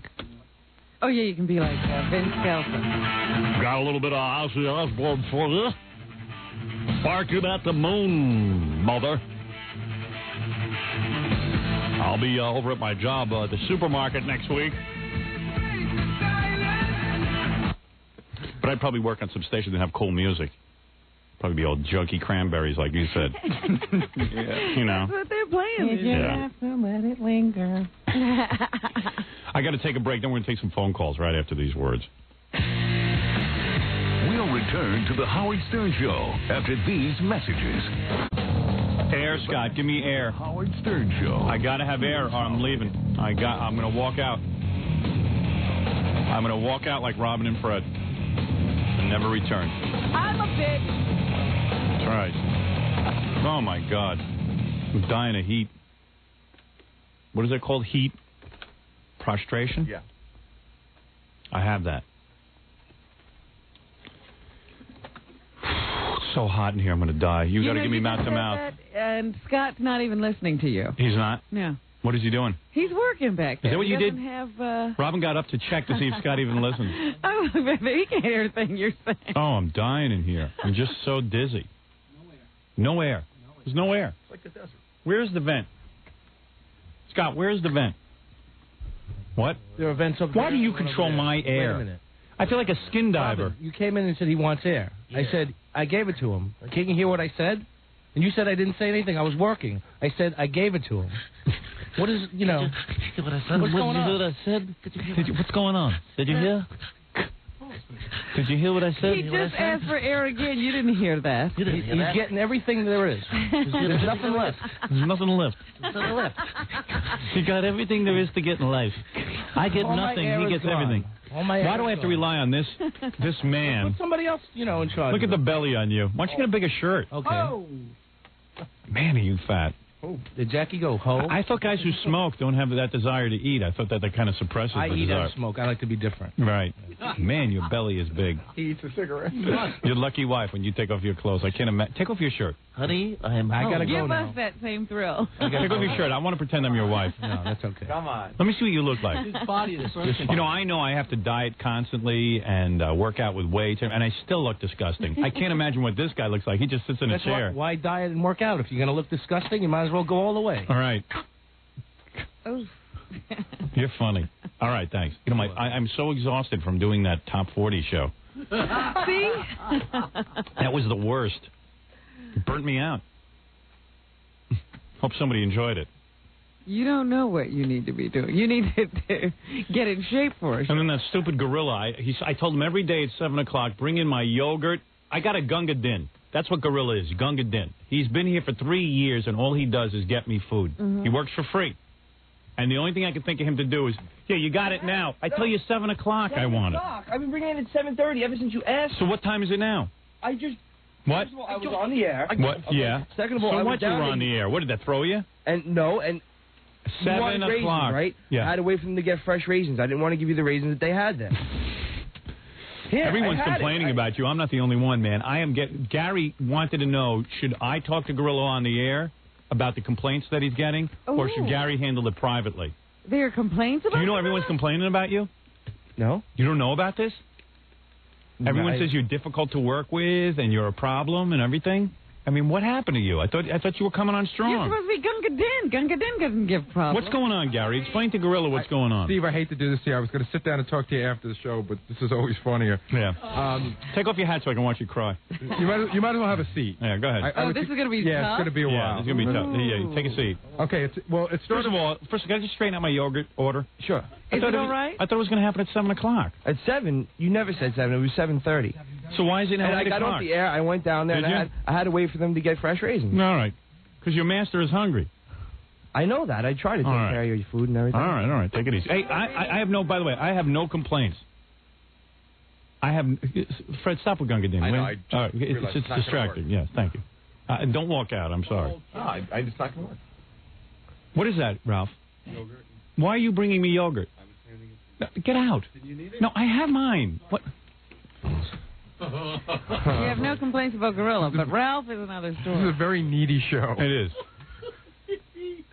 I have no complaints about Gorilla. I want to go on record as saying And that. the funny thing about this is neither do I. Right. Because in front of me, he acts great, but that happens to be part of the complaints because everyone says that when I'm not around is when he's bad. I've never seen Steve do anything bad. Well, it started with John a couple of months ago. You know, these guys used to fight all the time. And John said, listen, I said, if you guys ever have any problems, come to me. So John came to me and he said, listen, Gorilla's difficult. He bosses everybody around. He doesn't take direction well. Right. But I always chalk that up to John and Gorilla just have personality. Yeah, I know problems. John's been complaining about Gorilla for years. But I just chalk it up that those guys can't get along. Right. But then I always thought it was John. Yeah. That's what everybody thought for Right. a while, that it was John. I didn't know it was Gorilla. What is it, John? I mean, I've been complaining about it, but it's always falls on deaf ears. And this problem could have been... Well, evidently a lot of people are complaining now. Yeah, I know. But that's what I'm saying. Like, this problem could have been done a long time ago, but it's just now, it's like snowball. Well, what is the problem in your words, John? Steven is a great guy when you get out of his play. I hang out with him, but he's very abrasive at work, and I think that he gets Is it because he's a small guy and he wants to, like, assert He himself? just doesn't know how to treat people. And believe it or not that I'm saying this, but like in the back office, like every intern has come up to me privately and complained about him, about how he, because I tell interns things to do, but you know, there's a way to do it. And Gorilla, have you been abusive to the interns? Absolutely not. I don't. You gotta understand, these kids work for free for me. So do I. I know. I don't want you. I don't want you abusing them. I don't exactly. Do you feel you're better than them? No, not at all. I have. You feel because you've been here longer, they should listen to you? First of all, that's what I was told. No, you are the same as them. We don't even know what the problem is. I mean, could we have a statement? I get to hear a problem. Well, we could start with Gay Rich, because Gay Rich has been compiling a list, apparently. All right, Gay Rich, come on in with your list. I know you guys had a falling out last week. Gorilla came to me, gave me one side of it. Gay Rich came to me, gave me the other side of it. I've been meaning to sit them down. Well, how could this be? Gay Rich is such a lovely boy. Gay Rich never has a problem with anybody. Gay Rich has a wonderful attitude at work. Yeah. Did you really make a list? I sure did. Uh-oh. And he's serious. And he's gay. You know how angry gay people are. Gay grievance. Right. It's just so annoying, Stephen. Like, I started this list a couple days ago because I've just seen so many things, and I was going to, like, say everything to you when I left this semester because I know I would never have to deal with you again. But just, like, going on yesterday, like, Stephen is just on, like, some big power trip that, like... Really? No. Like, he hangs on... Like, Stephen, you are a follower, not a leader. You are hanging on everybody's coattails. And you were voted most unpopular yesterday. Oh, there was a vote and I wasn't a part of it? No. Was it like Miss America? At least it's something. Who was most popular, you? We didn't vote most popular. Oh, okay. Who voted, by the way? All the interns? All the interns, everybody, like, in the office. People have only been here a couple of weeks. He's already pissed everybody off? Yeah. I don't even talk to anybody else. Maybe that's it. Like, yesterday, for example, like, you, like... Yeah, give us some hardcore examples. Yeah. Okay. The redheaded intern yesterday walks in the building and throws something in the garbage can, which is strictly for paper. Stephen, like, is like, oh, no, you can't throw it in there. You can't throw it in there. It's for paper only. And then... he was like, oh, well, there's a banana in there. You could care less about the banana in there. First of all, you're Rich, doing it to be on a power trip. No, you're not doing it to be... crap. You're not crap. doing You it don't to even be know. You productive. don't even know. You don't even know. Of course I do. I watched the whole thing. No, you don't. Why would you tell me shut I up don't for know? a I was second right because there. I'll explain it to you then, okay? I don't want you to explain it to me because I know what happened. First of all, no, you don't know what happened. First of all, shut up for a second and let me explain. You are a loser. No. Are you a loser? No, I'm not. Okay. Gay Rich says you're a loser. First of all, if Kathy was there and she saw someone throw something in the garbage... I don't understand what the complaint is. In other words, is it a garbage pail for paper? Yeah, and every time Kathy comes in... We're I didn't know that. recycling around In here. Gorilla's defense, I get snipped at by everybody for throwing, like, I'll throw the top of my water bottle in the paper-only place. Yeah. So so this does happen. I don't understand what the problem is. Howard, I just got to tell you, you're so pampered that you don't even know. What do you mean pampered? I didn't know. I'll tell you what. You have to. You're insulated. We have to recycle. The only office that we don't recycle in is yours because you can't. You were never able to get it. No, so we just put I one don't more believe and then in- we recycle later. Right. We take your garbage and recycle it later. I'm hardly in my office. What do you mean? What do I do? I didn't. Oh, that trash can has everything in it. I noticed that yesterday. I only have one trash can. That's right, and you're not supposed to throw everything in every trash can. Every trash Well, what do I can do if I have in trash? the office is for paper. Right. There's another trash can in the kitchen for So you food. mean I have a garbage sorting intern that sorts my garbage? Pretty much. Oh, no kidding. Good. I don't want to be bothered with those things. Don't bother me with that. That's ridiculous. Right. You know what? And the garbage man takes the stuff and he looks at the bags. He sees one with paper, one with food. He laughs, piles them all into the same garbage dump. Go ahead. Yeah. So I don't understand what you did. No, let's not forget about that. Wait, let's. Okay. Well, I think Howard What happened? Was it his attitude? He's on... I'm sorry, Gary. I'm not on a power trip. I'm not on a power trip.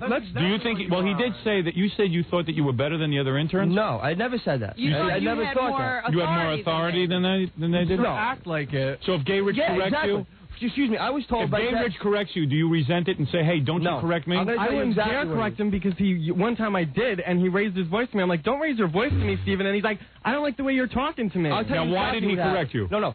What happened was Gary and Kathy told me if the interns aren't doing anything to make sure they are doing something. Okay. What was I doing? Rich was working on something from 7 o'clock in the morning. He was putting things on a list. From 7 o'clock in the morning, it is now 10:30. He's still working on the list, okay? I said, how long is it going to take you to finish it? I just asked a question, if he was going to finish it or not. What's the problem? No. Is there a problem? Stephen, Okay. number one, it took 2 hours. Number two, you said, what's the problem? Why is it taking you so long? Exactly. You didn't ask me in the form of, like, some non-confrontational question. You can't communicate with people. That was the whole problem. I just asked you what... And first of all, it's not your responsibility. Yes, I it was is. doing Yes, something. it is. It is my responsibility. Stephen. Gary, help me out. That's what you guys told me. It is. But there's a way to ask Gay The Rich. problem is, in other words, if Steve wanted to ask Rich what he was up to, right. I didn't have a problem with that, but the problem seems to be exactly what Rich said, which I get a lot. That he's confrontational asking questions. In other words, why don't you go to Kathy and let Kathy ask because him? nobody's around, and that's what I was told to do. For one, for two, yes, I feel kind of awkward asking people, if they're doing something. But you need to do that. I have a problem. I don't see anything wrong with him asking. But I have a problem. he didn't go awkward at all. The way you ask. He didn't ask. Fine, I do have a problem. Maybe All right. because Now here, let's pretend I'm Gay Rich. All right. Hello. And you are Steve Brillo. Now I'm working at my desk, and you're going to ask me if I'm done. I've been working on something for 2 hours. Go ahead. All right, I'm writing. Go ahead. I'm writing on my desk. Ask me something. So what are you doing over there? Oh, yeah. That's how you talk? I don't know. I don't know how to. What does he say, Gay Rich? He's like, what are you doing? Why are you doing it? And why is it taking you so damn long? Oh, bull crap. That's a friggin' lie. Basically. Basically. Bull crap. That's a friggin' lie, you fraud. I do feel a little awkward. What about when, we're working hard and you're on the phone giving Soleil Moon Frye your phone number and telling her that you're going to go out with her sometime? Yeah. What's that? Did you do that? Did you use my phones to tell Soleil Moon Frye you'll go out with her? Yes. Did you use my... What, did you tell me... She called and I spoke to her. Why did she call? To get on the show. Soleil Moon Frye called to get on the show? Yeah, she said she was coming And to you New were York. making dates? It's not like that, but she called and I spoke to her, and she remembered me from the last time she called. And she said she was coming to New York. Yeah. So I said, if you want to come to New York and there's someplace you want to go, let me know. I have a lot of connections. That's all I said. Why are you doing that to me? Why are you doing that to me? Hold it. I'm going to pull my pants down. You can rape me now. I'm friendly. That is, I never heard of an office where people pick up the people who call to get booked on the show. You are not to pick up people who book themselves on the show. It wasn't. Why are you doing that?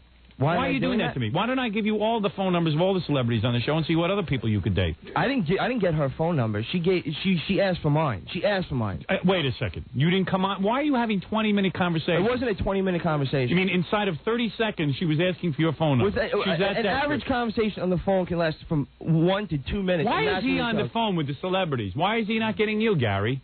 I did. I took a message. What? You took a message for an hour? It wasn't an hour. There had to be a long conversation. No, it wasn't. It was 10 minutes if it was 1 minute at all. It wasn't 10 minutes. It was 10 minutes. No, absolutely. Why are you on the phone for 10 minutes? Absolutely was not 10 minutes. Because you're picking up people on the phones. No. My phones are for business. And that's exactly what it was. And then what about when John Stamos calls? What if Gay Rich tries to hit on him? Am I going to allow that? Do you think that's right? I was being friendly from her. She remembered me. She remembered me from the last time she called. Okay. Yeah, and so you got into a friendly 10-minute conversation. It wasn't 10 minutes. Gay Rich says it was. It absolutely no, was. No, it was not. No, it was not. So how did you come up on the pod, Bunky Brewster? All right, so say it was 5 minutes.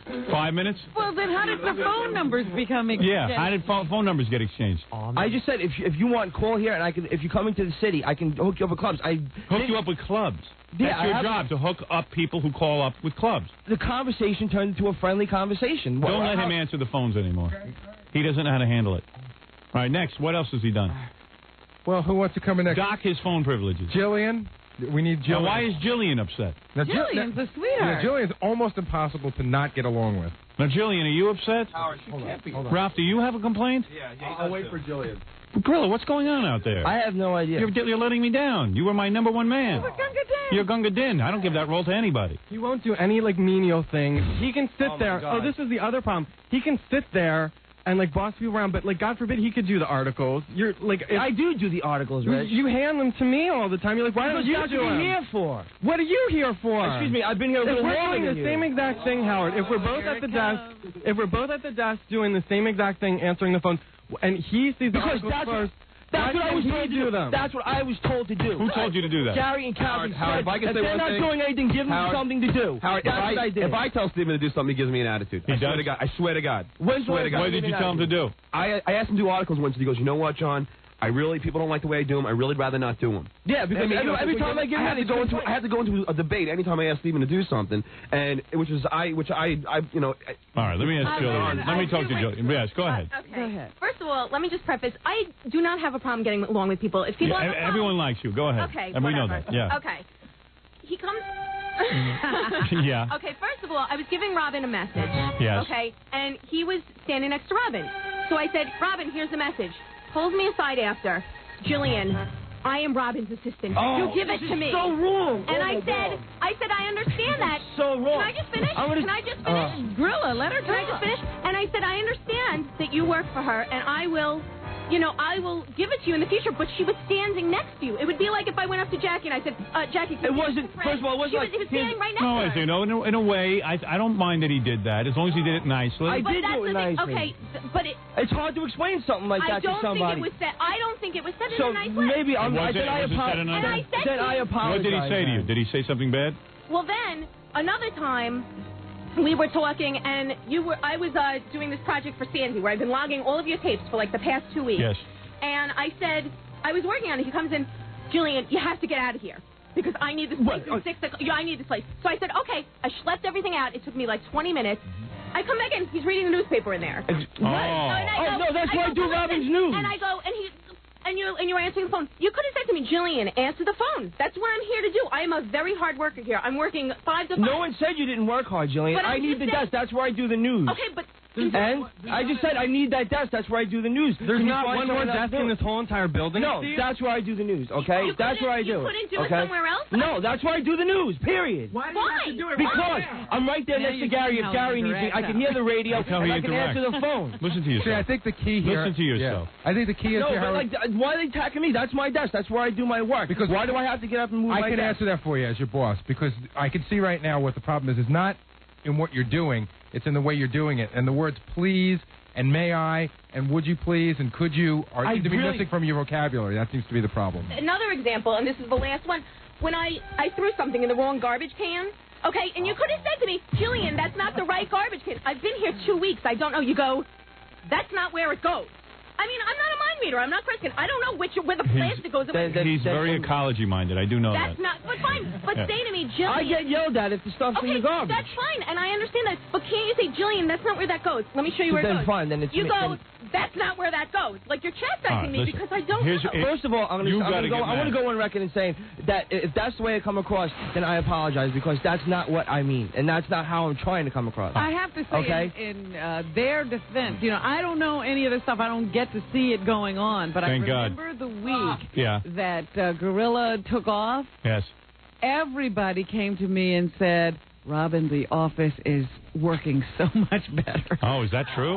That's hard to believe. I have a solution. Is that true? I felt really bad. I didn't talk to, John, and every morning I'd walk in, and John would go, see how it's running? Well, look. I'll quit. I can just I'll quit. You're really going to quit? I'm done. Is that it? You're finished? I'm finished. I'm finished. I really am. Really? I'm done. Wow. If the guy's I quit because of you. Yeah, he did. It's easy. It's easy. This is Will's defense. He'll quit so we feel bad. No. I'm serious. I'll sleep late. I'll find something else. I'll go. That's it. He did quit once before. Yeah, that was because John was constantly badgering me every friggin' day. That was true. All right, here's what I think. Can I just say one thing? Want to hear what I think? Want to hear what I think? Sure. Oh, you do? Anybody want to hear what I think? I do, Boo.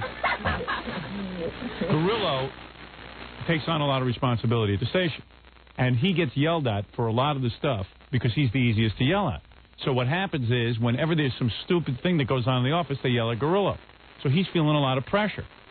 So he feels so much pressure that he is actually yelling and, at people, because when Kathy comes in, she wants to know why certain things weren't done, and then she yells at Gorilla because she doesn't feel comfortable yelling at anyone else. Am I correct?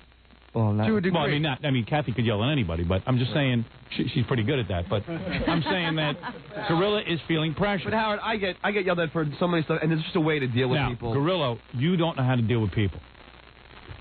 You got to use a little savoir-faire. I don't feel comfortable. Do you know what savoir-faire is? What is savoir-faire? What is it? Yeah, right. No, don't spell it. I don't expect you to spell it. What is savoir-faire? I have no idea. Give me a definition of savoir-faire. What is savoir-faire? What is it? Way to handle things elegantly. Simon and Garfunkel song. Let me say something. I honestly, you got to interact. I don't care what job you go. If you quit today and you go to another job, if you don't know how to interact with people, you're going to have the same problem. You're going to be finished. You're doomed. You'll end up working in the post office. You're not going to You understand? Now kiss Gay Rich and make up with him. Come on. You got to be a little upset that in 2-3 weeks everybody's this upset with you, Steve. Well, yeah, I am. So what are you going to do about it? I don't know. What are you going to run from it? You're going to quit, or you're going to be a man? And well, obviously, if this office is running so much better without me, then maybe I shouldn't be here. Okay, I didn't say that the office was running. Well, I didn't say you said that. Gary said that. Okay. And John said all right, that. Just I have nothing to do with you. Calm down for a second. You better calm down. Okay. When I first noticed that you had a problem with me, if you remember, I took you aside and I said, not on the. I said, did I do something wrong? And what did I say? And you said no. And then the next day, you bit my head off. I didn't choose to bring it here. You know what I'm saying? I didn't. Are you biting people's heads off? I didn't make it into a public forum. I came to you and I said, am I doing something wrong? Is there a problem? Right. Because you just seem. He seems angry. He seems angry. You just seem angry with me. I'm just. Let me see you put a smile on your face. Put a smile. Yeah. There you go. He is under pressure. I've heard him cursing and kicking the wire machine through this door. Why is he picking up Mole Soon Fry on my phone?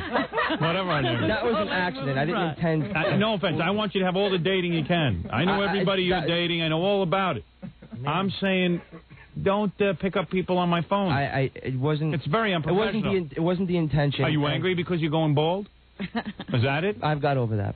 Because Scott is certainly a good example of someone who's angry and bald. Yeah, you don't want to be Scott, do you? Are you angry because you're short? No, I've never been. Are you angry because you're bald and short? Are you? No. Is that the problem? You want to take it out on these lovely people? No.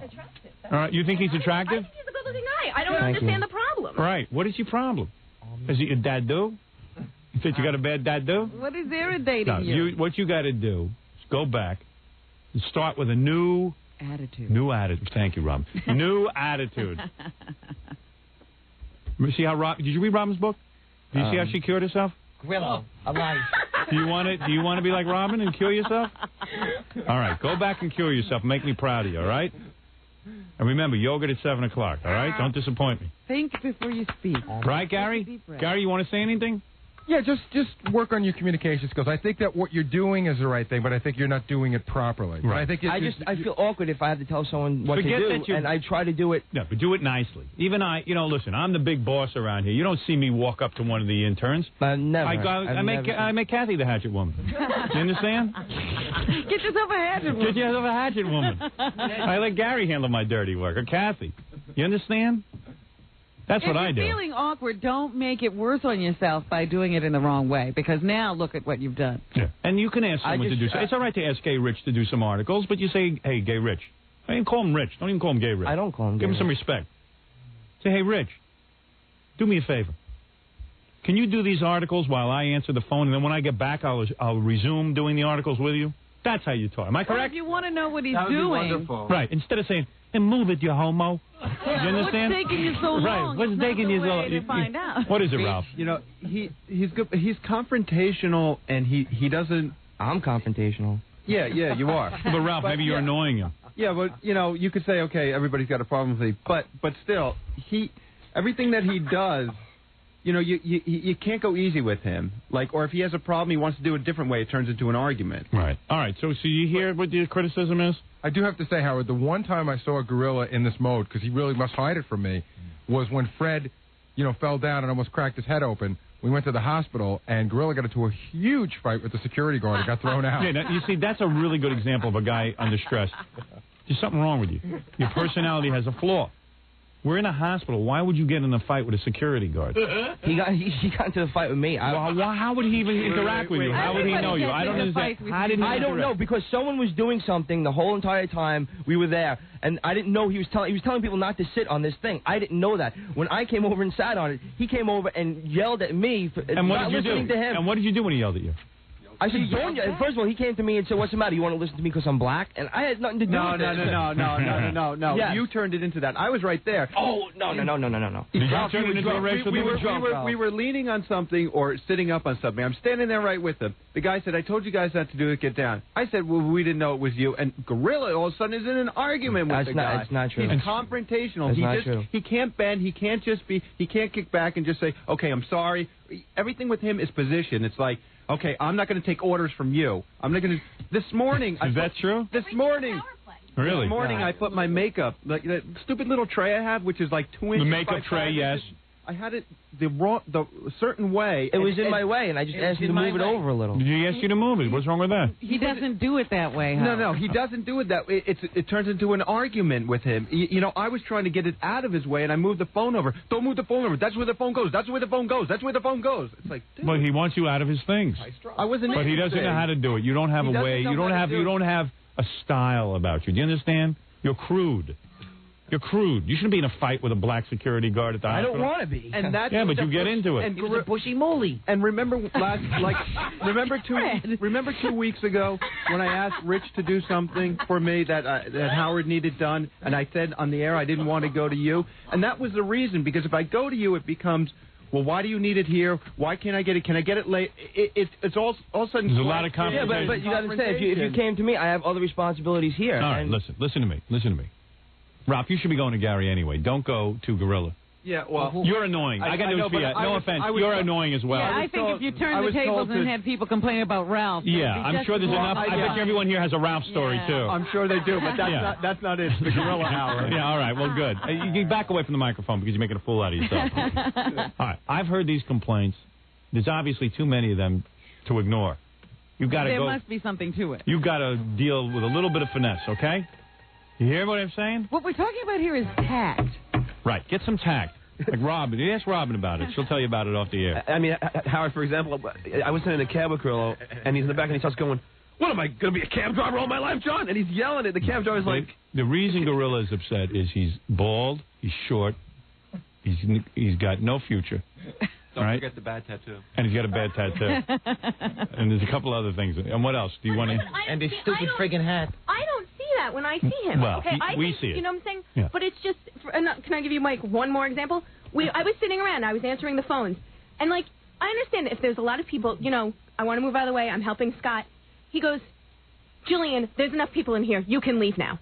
But and there but it's the way. But it's embarrassing in front of everyone. No, he's not supposed to be making that decision. No, first of all, there was nobody around, and there was like 5 interns in the office. Grillo, it's not your decision to dismiss him. Yeah, but he doesn't want. No, he doesn't want everyone standing around hanging out. He wants them. Like, if you would have came in the office, but you've got to say it. You've got to say it in a nicer way. Say, Jillian, don't let the door hit your ass on the way out. Exactly. You don't say things like that. You don't. I mean, you don't have the. You got to say. You got to say, hey, Jillian.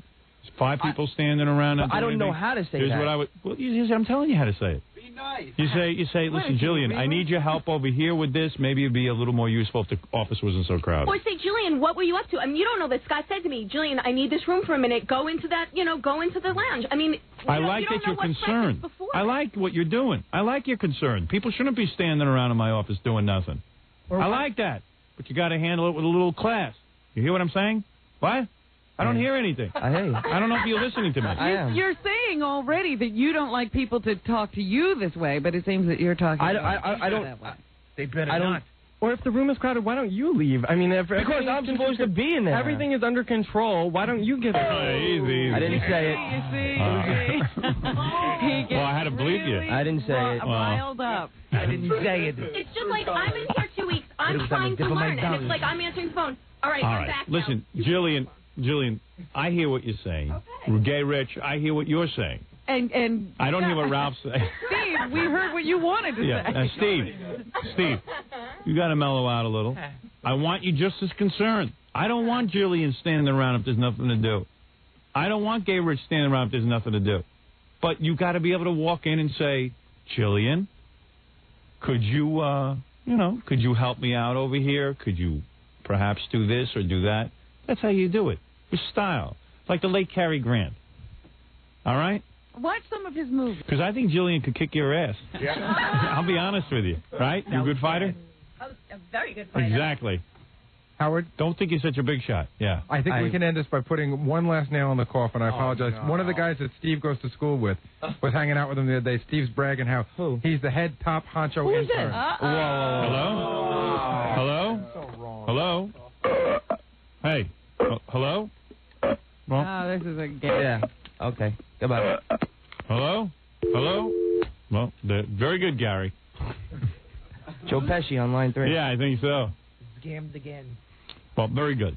And do me a favor, Julian. You answer the phone, so when Soleil Moonfry calls, no one is picking her up. I'm sorry. You have to take numbers. Right. Please, it's not a dating service here. I know. All right. Thank you. Thank you. All right. Now I hear what's going on. You got some things to work on. That's all. You got to deal with people nicely. That's all. In a nice manner. Just to go on record, if that's the way I came across, and I apologize. Why don't you apologize? Apologize now to Gay Rich. Turn around and say I am sorry, Rich, and I am sorry, Jillian. It's not. I mean, Jillian's only been here a week, and already she's pissed off at you. It's not in my head. I'm not angry, and I'm not trying to be rude. I'm thirsty. Get off. All right. Goodbye. Get out. Who cares? I'm thirsty.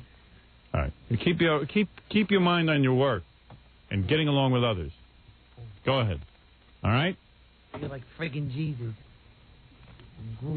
Come on, don't disappoint me. I got big plans for you. Now you know why I want a Celtic cross. You're going to be getting me yogurt for the rest of your life. Does not cooperate. I'm going to have to, I keep an evaluation of each intern. I have to write down does not cooperate. Oh, or is very bad. difficult to get along with. It's a bad star up on the board. Difficult to get along with. All right, we have to take a break, and we'll be back after this. More to come when the Howard Stern Show returns in a moment. Arlene and Fuel Clock, 97.1 The Eagle. It's the Howard Stern Show. Here's Howard. When I'm talking, don't yell out, what am I doing? All right, thank you. I'm in the middle of talking, guys yelling, what am I doing? Sorry.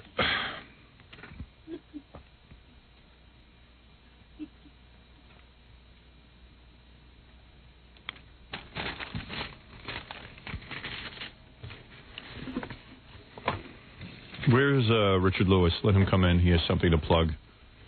I'm on a tight schedule today, Rob, and I'm running a tight ship. We're getting out on time today because I've decided I'm turning over a new leaf. This job is a 4-hour job. Maybe that's why you feel like quitting. Yeah, I do. If you add up every extra hour. Everyone thinks Richard Lewis is drunk today. Really? Everyone, yeah. I just hugged Richard. He didn't seem drunk. And he's wearing like this real powerful soap that covers up the smell of something. It's hot in here. Everybody thinks you're drinking. Oh, that's... I like how you walk in and you don't even look at me. It's like he's like. He can't. Yeah, you get a whole attitude. 20 years, like what? All of a sudden you're going to look beautiful? Wow, look at the bags under your eyes. It's 6 o'clock in the morning, man. You know what Richard's upset about? What?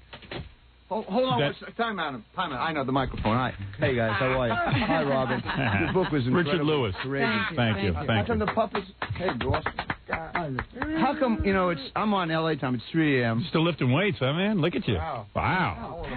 You can't even sit in here. Sit down. Come on, man. And it's let hot me in talk. here, though. There's no air. You know what makes a good guest? If you quiet down a little, let me interview you. First of all, I will let you interview. Can I just make one opening statement, and then I'm yours, because you are the king of Go me. ahead. Okay. I have 3 things I want to say about myself that will take with 30 seconds. Go ahead. And then you got me. A, you're on too many steroids. B. No, that makes Jews take them to have their problems a little All right, larger. go ahead. All right, I'm going to just say this. Jews take steroids to make their problems larger? That's all. And let me just read Pretty this. good. Let me read this, and then I'll shut up. Is it a plug? Why don't you get people interested in you before you plug? No, because I've been doing it for 25 years. They don't dig me now, then I'm a failure. Right. All right, and you said it. And I don't want to have the. And I don't want to have the. Oh boy, Listen to me. Was that supposed to be a joke? The reason you're upset. You're upset. Come on, you're not going to let me do this. Howard, you promised me. Robin, let me turn off his microphone. The reason he's upset. The reason he's upset is because I got so much to do. I got this. You don't need an agenda. I do. I have an agenda. All right, go ahead. Say what you want to say, but say it quick in 30 seconds. Then shut Go. up for a minute, Go. man. King of Media. Go. Okay. I got 2 movies coming out. My first dramatic role, Drunks. Okay. What? Drunks. It's called Drunks. Diane Weiss, Howard Reynolds, Faith Dunaway. It's unbelievable cast. Weekend in the Country. Jack Lemmon. This is to prove how happening he is. Yeah, now, let me tell you why he's upset. No, you didn't give me my time. All right. I'm starting first time in 3 years. I'm going back on the road. Magical Misery Tour. I start July. I'm going to do the plug. July 12th to the 16th. Chicago with Zannies. 21, 22nd back in my hometown. Jersey, Rascals, West Orange. And I'm also doing the Boston Comedy Collection August 11th and 12th. And tonight I'm paying homage to Lenny Bruce, my idol at Town Hall. And that's it, man. Well, I want to talk about Lenny, too. That's why I'm here. He's your idol? Well, he's one of my icons. You wouldn't... What? He's your idol? Lenny Bruce is one of the... Have you taken the risks that Lenny took? Have you? Think about it. I think I have, but not not politically. Okay. And not satirically. All right, I just turned it inwardly. All right. You know? All right, you don't listen. think Lenny Bruce is the greatest social satirist other than yourself? Myself? But yeah. You know, with all due respect, I know you always... No, I think Lenny was great. Lenny was more than great. I know more about Lenny. Okay, you love Lenny more than I do. Could you say more about Magical Lenny? Mystery Tour. Yeah, well, it's cool to kiss Lenny's ass. But where was Richard when Lenny was in trouble? He was not there he was when in he the was crib. laying on the floor in that I bathroom. was in college. Right. Listening to, in my experience. Anyway, Richard Lewis Jackie, is upset. how are you? Richard Lewis is upset because... All right, I'm going to try and do the Break show. my book when your mic is down. Yeah. Richard Lewis is upset because he really thought he'd never have to go back out on the road and do stand-up comedy. No, I'm not. I want to do Carnegie Look, Hall. your mic's off. It is? Your mic is off. No, because you don't let me talk. You little baby. Right. Well, why don't you... How come you didn't let that... You love rock and roll? And I do. I read Robin's book and about it. It was a hard. It was a great book. Yeah, it was very Good. moving. And I told her, Well, she has your real book problems. gave me You a don't. bowel movement. Her book just moved me. Good. You dig? Good. But one of my best friends is Dallas Taylor. You wouldn't let him on the show. This guy wrote a great book. Who's Dallas Taylor? Dallas Taylor was from Crosby, Stills and Nash. Prisoner of Woodstock. I just read this weekend. Yeah, well, I don't want to have everybody on. Why can't you let a rock and roll guy talk about? Because he's not stuff? really happening anymore. All right. Well, then you don't let everybody. Dallas Taylor was on one Crosby, Stills and Nash album. No, like 10 albums. Yeah. And asses. You don't know what you. Is that the black guy? He's one of the greatest drummers that ever. No, but is he the black guy? I'm just saying. Is he the... You only promote things. You only know 8 things. Well, in then life. why didn't you because put you me live on in a little black Why room. didn't you put Dallas Taylor on your show? I heard Brennan yesterday. Did you put him in your movie? Brennan was great on your show yesterday. Terrific, because he let everyone talk. No, I'll tell you why else. He's smarter than me. He knows how to work you. I'm a schmuck. Right, and you are. I've been saying that. And I let you push every button. Right. I don't plug anything. Right. You make me look like an idiot. Right. And I'm a. You don't look like an idiot. But I would like you to do one before I leave. One. You're boring people. Does he have a CD? Is that what he's He's doing? boring people. He came on. No, I wanted you to. I'm trying to get a rapport going with the guy. This is what happens every time I have him on. Well, that was the whole thing. I was going to say, maybe if you pose that as a question, Yeah. is it true that you are upset that you have to go back out on the road? That he's going to go into a plug. No, he's going to talk about he's going to be on the Dig road. that, man. Dig that. You ask a good question, and then he's like Lenny Bruce. Dig that, man. Dig that. He's already in this Dig Lenny it. Bruce mode. Dig it, man. Well, tonight, Town Hall, 8 o'clock, a tribute to Lenny Bruce. Right. You're boring people. Yeah, boring We're gonna- people. you One know of what? the greatest documentary films on the great. No, the reason you're boring people is first we have to get into your personality, and then we'll plug. Then She people asked me want a to good. go see it. Rob asked me a great question. It's a question I've been asking since the beginning of the show. And you never let me answer I'm it. setting You're up a premise. threatened of a right answer. No, I'm setting up a premise.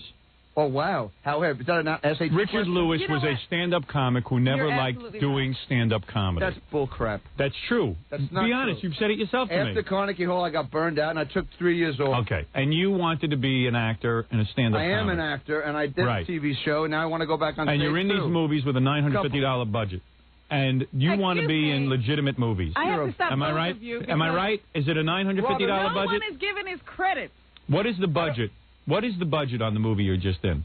With Jack Lemmon. How's your family? No, we've got to say, Richard Lewis, what was the name of that TV show he was in? Let people know who he is. Yeah. You want to hear something? It's true. A lot of people don't know who he is. Right, come on. Richard Lewis. They don't. Some guy from Central Park and from India with a turban on yesterday. I'm knocking turbans. Richard Lewis was in a show. Anything But Love is called Anything But Love. And he says, I'm the biggest. I'm like the Jerry Lewis of Calcutta, this cat told me. Really? Yeah. Is that true? He says it's all over Asia on this cable. Well, that's fantastic. Good for you. Yeah. So, Anything But Love. Let's play that back in slow-mo on E and see how genuine. Why is he wearing rubber gloves? Jamie Lee Curtis. So Jamie Lee Curtis was in this show with Richard Lewis. Yeah. Why is he wearing rubber gloves? Come on, give me a break. I'm trying to do a show. Richard. Calm down. You get a few Trying. minutes. It's, putting You're it almost mildly. done. You're almost done. It's a short segment today because I'm on a schedule. You're almost done. So if you're I gonna, don't like the way you've been treating me the last couple of times. I love you. I don't let Dallas Taylor on this show. I let you on. Dallas Taylor. Well, if you not know a legendary drummer. Great. Yeah, Brilliant. drummer. Most valuable part of a band. Can't be replaced. He wrote a brilliant book. Great. Yeah, someone will read it. All right. Anyway, if you don't do those plugs when I leave, but here, you know, now you want to be a disc jockey. Before I leave, I want you to So play you did Magical anything? Mystery Okay. Tour in honor of my tour. you did Anything But Love. Oh, man, that is stupid.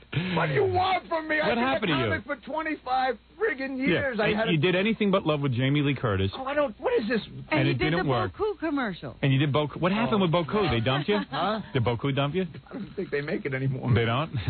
No, they make it. They're on our show. They have a black guy now as a spokesperson. They dumped you. They dumped you. They got Dallas Taylor. You know, I hope they have. Isn't Dallas Taylor the black guy in Crosby, Stills and Nash? Seriously, wasn't he black? I don't be a moron. Huh? Hey, no, is he black? Is he black? I'm asking you. Is that a bad question? He's a white drummer. Is he a white drummer? Because it was a black guy. Have you heard Manassas? He was in Manassas. Yeah, what was the white guy? The bass player the was black black, guy. right? Yeah, there was a black... Greg Taylor? Yeah, he's coming out with a book, too, I think. It's nice to be here. How are you? So Richard was on Anything But Love with Jamie Lee Curtis. It was a good show, but Jamie Lee... 4 seasons on television, thanks. And Jamie Lee looked like a hag in it. And she didn't want it to work. Couldn't show her breasts, couldn't do anything right. Robin, I got to call you. I can't. And, wait a second. Then he did a show with Don Rickles, which I told him would not be successful. I forgot about that. Yeah, it was a sitcom. It was called, I don't even know what it was called. Up Your Ass. Was it really? Yeah. It was good. Why are you mad at me? I'm giving you credit. I want to come here and talk about life, and you start talking about... You're embarrassed by this. I've been in the business 25 Are you embarrassed by this? It's not a bad story. Why don't you have the conference to have a conversation with me and stop doing this crap? Why don't you say I was... All right, what do you want me to ask you? Usually these Richard was things bar are said mitzvah in before the guest comes 1962. What? He took a crap in 65. Usually these things are said before the guest comes in, and that's... I guess Richard doesn't want to hear his own introduction. But I thought it was necessary because we have to... Introduce We're on who he radio. is. We're setting up who he is. A lot of people know what you look like. They don't know your name. Oh, bull. Come That's on. true. That's 60 Letterman appearances. Yeah, and Letterman's ratings are really good. All right, so... I think he's doing well. Everyone's doing well. I'm have you done The Tonight Show with Jay Leno? Or you won't? I've done. Oh, you have? Of course. That's interesting. What's interesting about it? People are dying of AIDS. What's the difference? Letterman was the only guy who would have you on. Letterman was the only guy who would have you on, and now you go backstab him. Your priority of it. Do you backstab Letterman now? Stupid, huh? Did he say to you don't do The Tonight Show? No, they both know I do. I do both shows, but I don't care what they think. They're both very successful, happy men. I think they're happy. I'm not even friends. Isn't it funny that Michael Jackson can answer questions and Richard Lewis can't? Yeah, he won't be tonight. Town Hall, Lenny Bruce tribute. Why are they? Oh, all right. I mean, that's very important because he was like, all right. He's made Lenny Bruce. You know, why don't you read some of his books? If it wasn't for Lenny Bruce, you wouldn't be on the air. Yeah, sure. I'm sure. Yeah. I'm sure. If it wasn't for Lenny Bruce, I wouldn't be on the air. Lenny's directly responsible for me being on the air. No, he's not. No, you're responsible. Yeah, believe me, I am. He was a groundbreaker. Yeah, that's every general manager who hired me. When they fired me, they go, "Oh, you thank God for Lenny Bruce. That's what made me hire you." Okay, very good. Lenny Bruce. Good. That's funny. Lenny Bruce. You know, Lenny Bruce. I wanted to not have an argument with you. I love Lenny Bruce. His humor was great. He's a great guy. He broke ground, and then they put him in. You know when I felt you called your penis an elevator button yesterday? I fell out of the... You like that, see? It was a brilliant reference. Thank you. And it just killed... I mean, I was... That's what it really is, you know. Well, I don't even care what house... Who cares? Right. But it was such a funny image. I thought about it all day. How big is your penis? It's a decent penis. Is it really? Oh, yeah. Yeah. Let's see it. Take it out. Let's see it. Come on. Listen, you wanted me to talk to you about something? Do something different. Lenny would have done it. I don't know why all these guys want to see your penis. You know, yeah. You don't want to see it? You know, you might disgrace some of the women on Baywatch, but you're not going to turn me into Jew Watch. I'll tell you right now. So the 3 people who won't be watching Michael Jackson tonight will be at Town Hall to see the Lenny Bruce tribute. Jesus. Is it going to be a sellout tonight? I don't know. I hope so. It's a brilliant documentary. Who's putting on a tribute? I never heard of this thing. Yo, is Lenny's mom going to be there? Yeah, I hope so, Sally, yeah. Well, she can't make it? His lawyer, his kitty, Bob Whiting. His kitty? Yeah, his wife. No, his sister. No, Kitty is his wife. Daughter. Kitty was his daughter. Oh, yeah. What was the stripper's name that he was married to? Honey Hollow. Honey. Is Honey going to be there? Huh? Is Honey still alive? Go see, 8 o'clock, Town Hall. Yeah? I'll be there. Does that matter to you? And will you do comedy? What is this new look, by the way? What do you mean? What is this like? No, what I don't like. No, what I don't like about the. Oh, you have a good stylist. I like it. It's like it's a little like I'm a liberal, so I bet the name of that company is Vagrant. You know, stuff like that. Have you been smoking pot? Are you smoking pot? No. Do you drink? No, I haven't for years. Are you on any kind of medication? No, it's called being tired. Oh, all right. You were on the show. Let me tell you where you're going to be. You're doing a thing. You're going back on the road to do stand-up comedy, and I know that upsets you because you don't value yourself as a stand-up comic. I want to go back to Carnegie Hall a second time. I didn't enjoy it because I was a workaholic and I was doing the sitcom for 4 years and going on the road, and everyone took vacations, and I was doing 17. And will you take your weights on the road with you, or will you rent them? The weights that you lift. Let me just call a Chinese sage and ask him what that segue meant. No, I'm saying you're working out obviously with a lot of weights. You're trying to make yourself more attractive. Will you? It's always funny to have a Jewish comic bodybuilder, a pumped up Jewish comic. Let me ask you a question. Yeah. What month are we in? This month? Just ask me. I'm not being mean now. What month are we in? June. Okay. I'm wearing a T-shirt. Am I right? Yeah. That's the end. I rest my case. You're a moron. What? I rest my case, and you're saying you're Bill.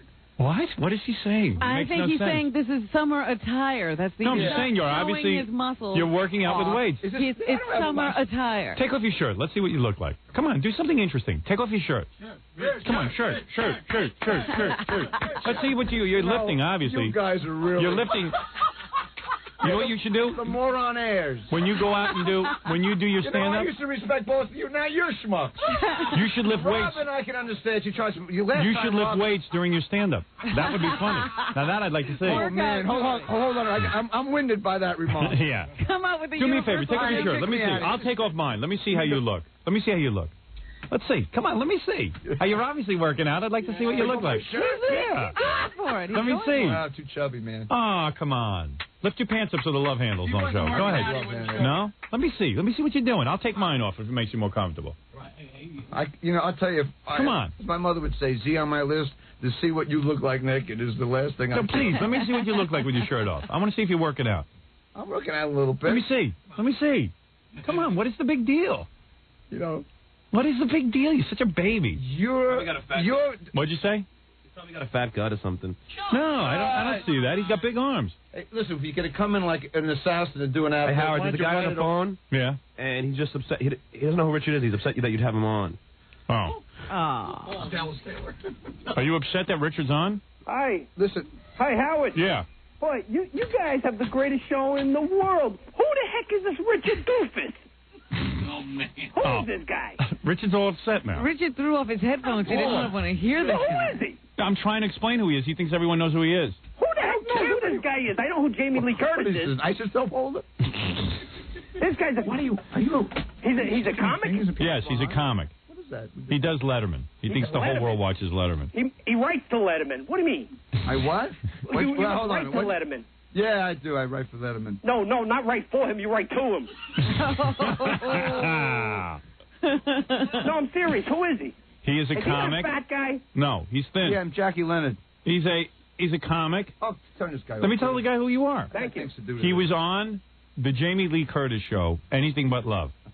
Oh, yeah. And then he did a show with Don Rickles for Fox, which I told him would not do well because Don Rickles is an old man at this point. I'm in the movie Drunks this year and Weekend in the Country. Then he did Wagons. No, then you did a Boy Scout movie, right? Oh, it's back to this crap No, again? why is that bad? Why are you embarrassed by We're that? just listing your credit. What about I just want to show people your career decision. Oh, you know, every How old show, of a guy I'm not coming back to this. How old of a guy? He's about 50. Oh. How old are you? 47. 47, really? You look good. 47. He's a good-looking guy. I don't waste my... I don't even... Hey, good luck This to the you. guy with the blonde hair? No. This is the guy who created Paul Reiser. Oh, the Paul Reiser wannabe. I know who this is. I know who this is. This is the guy with the... Are you the Australian heckler? No, this is Robin Hood Men in Tights. Did you see that? That guy? Yeah. Oh, my God. He's not funny. Oh, stop it. Man. All right. I'm not going to... Sorry. All right, I know. You're upset. You know, I saw Robin Hood Men in Tights this weekend. It's very good. You were great in it. You were great in that. It's a funny movie. Listen, you haven't had all the career breaks, and now you're going back on the road. No, you haven't. Well, I've stayed You're a good for actor. 5 years. You're a good actor. You haven't had. You don't choose the right When movies. Drunks come out, Weekend in the Country, you're going to have me back and just I would love at to. least talk about the new Yes. things. And what is this movie you're in, Drunks? Is it about drunks? It's about addicts. Is that right? Yeah, it's pretty heavy. Diane Weeks, Howard Rollins, Amanda Plummer. And do you play a serious role, or is it? I play a heroin addict. You play a heroin addict? Yeah. Oh, isn't that something? Yeah. And the Weekend in the Country, I play. Show me how you play a heroin addict. Let me see you do it. I call my mother. Let me put her see. on speaker and I nod out. You're right. What do? Do you act like you're on drugs? Let me see you act like you're I on asked drugs. him. I never did heroin. Right. You know? So how do you? I asked the rock and roll guy who was a No, pretend you're on heroin now. I asked the heroin addict, a former heroin addict. I said, "How do I never shot heroin. You know, I used to drink." Right. Yeah, obviously. I mean, obviously. Did you have enough of a problem that you had to go to one of those programs? He drank because he hated doing stand-up. Yeah. Did He he? never felt he was any good at it. Like Betty Ford or something? No, you're gonna ask. Are you asking me or are you answering me? I'm asking you. Did no, you? I stopped about 2 days. He stopped at about 8:15 this morning. We discussed this last time I was on. I know you don't drink. No, It just looks like you drink. It does? Yeah. So when you go out now, you just have like iced tea or something? No, I don't even think about it. I just stopped a couple years You know, ago. I like you a lot. So what was the question? Oh, so I asked. asking, is he one of those He thinks people I don't who's like him. teetotal? I could care less, by the way. I want to go out, take you and your wife out for dinner. I'm busy. All right, so listen. You... Don't you want to see who Richard's dating? No. No? I don't care. Take Lenny Bruce with you. Tonight, Town Hall, 8 p.m. All right. I'm going to do the plugs in a second. I'm fascinated by your life. Where is he living, by the way? I live in the Hollywood Hills. All right. Yeah. And would you have a gym in your house? Gym? Yeah, because you're working out a lot. Do you have a gym in your house, or do you go to a gym? Tell the truth. Howard, I will admit one thing. You did say one thing today that is truthful. Right. I did suck on this show. You know why? Because you've ruined it for me. What? When did I say you suck you at have the show? Cut me off. You do the same crap. You bring up things from 10 years ago. You hardly care about. You like doing stand-up? Do you like doing stand-up? I did for 23 years now. Did you I'm like excited it? about going back. You are? And you Yeah. enjoy being up on stage. You've told me privately. Tell your fans where I'm You've gonna told be. me privately that you don't like doing stand-up. If you have done 60 Lettermans and 15,000 specials in Carnegie Hall, what's left? Nothing. So All I right, got so then burned why are you out. going back out on Because tour? I'm sitting on 7 hours of original material, and I want to try it out in front of an audience. And will you it's a memorize it? natural Will you high. memorize the material, No, or I you have it never written I on always cards? not cards. I always bring notes out, like 3 You bring hours. notes onto the stage. On the piano, You don't feel yeah. that's unprofessional? Not professional. It's Don't new you think you should material. memorize what you do? My words, it's the third grade play. Is it No, doing I the noticed. apple I've tree? seen you on stage. No, on your HBO specials. You bring the notes out on the Because I stage. change my act almost every 2 months completely. Pardon me. And that's you hard feel to that do. you can't memorize this? Who wants to memorize 3 hours of new I've never material? seen a stand-up comic that doesn't memorize his material. It hasn't hurt my career. The only time that I've seen it done was when George Carlin was on coke on the Tonight Show. He used to bring out his notes. No, but I do because it's new material. But you don't want to memorize it? I don't know how to memorize 3 hours Really? of new material. Who does? Do you hold the scripts in your movies? No. Do you bother memorizing those? Or do you walk out with the script? Hold I don't on a minute. understand. But listen, I want the time and the date of that ad lib. And why all the weightlifting? Would you rather win an Oscar or be Mr. Olympia? Which is your goal now? Weightlifting? No, you're obviously doing some heavy weightlifting. You are. You're like Joe Piscopo now. No, in a way you are. You're very muscular. How is Joe? I haven't seen him in years. I haven't either. He's in the gym. Yeah, like you. nobody sees it. All right. Now listen to me. Plugs. All right. I'll do some Town plugs. hall. All right. Here we go. Get me outta here. Richard Lewis He's is very great. upset. He's not enjoying himself. No, he's mad at me. I don't know why. No, why don't you memorize your act? That's all I'm asking. Huh? I noticed that you work off cards. I'm going to come back during the 96 election, okay? Go ahead. I'm going to debate you because I am for the president. Why are you upset? I'm for Clinton, too. I voted for Clinton. I campaigned for this man. All right. You don't know anything about me. That was... Tonight... That was like... You don't know anything about me. You don't? That was like Rodney. You I'm don't know telling anything you. about me. You don't know anything about... You do Rodney better. All right, tonight it will be Richard... No, it's a tribute. I'm a symposium. I'm doing plugs. It's a tribute to Lenny. Tonight, Richard Schwarzenegger. I mean, Richard Lewis. Richard... He's so muscular. Oh, sit down. Tonight... He's the only one who cared that you were leaving. All right, tonight, Richard Lewis will be in Town Hall, 8 p.m. No, I'm not. I'm part of a tribute to Lenny. Oh, so you're not even going to say anything? There's an amazing... What will you say? What will you say? Give us an example of what you're going to say. His lawyer, his daughter. Well, what will you do mother, there? An amazing documentary, unseen footage of one of the What greatest... are you the comedians- projectionist, or are you going to go on the stage and say something? Are you After the attending or are documentary. you on this I'm on program? stage. I'm going to be talking about... Oh, you're going to talk about Lenny Bruce. And what will you say? What will you say to the audience? It's people will be asking questions to his last lawyer, his mother, his daughter. And why are they asking you Bob questions? Whitey, who's won Emmys on, who if you ever do a documentary... Did you he would know be the Lenny guy. Bruce? Huh? Did you know him? I wish I had. Then why would they ask you a question about Lenny Bruce? I'm not answering that. You will be the only one on the stage. I just wrote Blowing in the Wind. I don't know. Don't ask me what it means. Do you have to pay to get in? Do I have to pay to get in? Yeah. All right. Come on. You think that's so bad. All right. I want you to blow your brains out right now. No. Come on. Come on. Keep going. Come on. All right. Drunks and Weekend in the Country come out this... When are they coming out? Magical Summer? Misery Tour. When does it start? The great Richard Lewis will be in Chicago at Zanies, July 12th through 16th. Oh, God. Welcome back to hell. No, I want to start at clubs. All right. Before I go back to the concert halls. Sure. Wouldn't you go back and start out and where you started? I want to get back to I my feel roots. bad that your series didn't take off. I'm going to be serious with you. I'll do a new series next year. Really? Yeah. All right, sure. New Jersey, Rascals, West Orange, New Jersey, July 21st to the 22nd. Boston Comedy Connection, August 11th through the 12th. 2 films this year, Drunks, starring Richard Lewis, Well, I'm with it. Diane Wiest, Oh, Amanda Plum, please. Faith Dunaway. Howard Rollins, On and on and on. There's a million people in there. and Weekend in Country with Jack Lemmon. Oh, yeah. In the country, no. Weekend in Country, it says. That's what it says. In the country. Weekend in Country. Yeah, W. Moore. A lot of big names. Faith Ford. Steve Marty. Well, you're taking a lot of the gigs Jackie's turning down. Jackie who? Martling. All right, so you... So I'll see you tonight at Town Hall at 8 o'clock. So I would like to go to the tribute for Lenny Let me Bruce. tell you something. Anyone who I loved Lenny Bruce. Your fans Yes. really know where it started. I mean, well, you kept it started in Hartford. All right, so... Listen, my spleen just fell out of my ass. Right. That's how funny you are. All right. All right, Howard, I love you. Thanks. I love you, too. I don't know why you're so adversarial. I don't know why you're uptight about answering questions Did about you weightlifting. really not have a good time? How many have a sets good do you time. do a day? How many sets for your arms? How many sets for your arms? I don't I just sit-ups and... Do you do the weightlifting? Yeah, about half hour. Yeah, and how many sets for the arms? 5. Let's ask you about weightlifting. You're upset that I don't interview you. Oh, right. you have another ad-lib? Well, no. What? What's the Come matter? on, Richard. Do you want to talk to a woman who, was at the, shooting of this new movie, Weekend in the Country, whatever, and saw like every shot and has an opinion about it? No, I mean, well, that's not fair. Okay. That's not What if she fair. doesn't like me? That's not seeing it on screen. Yeah.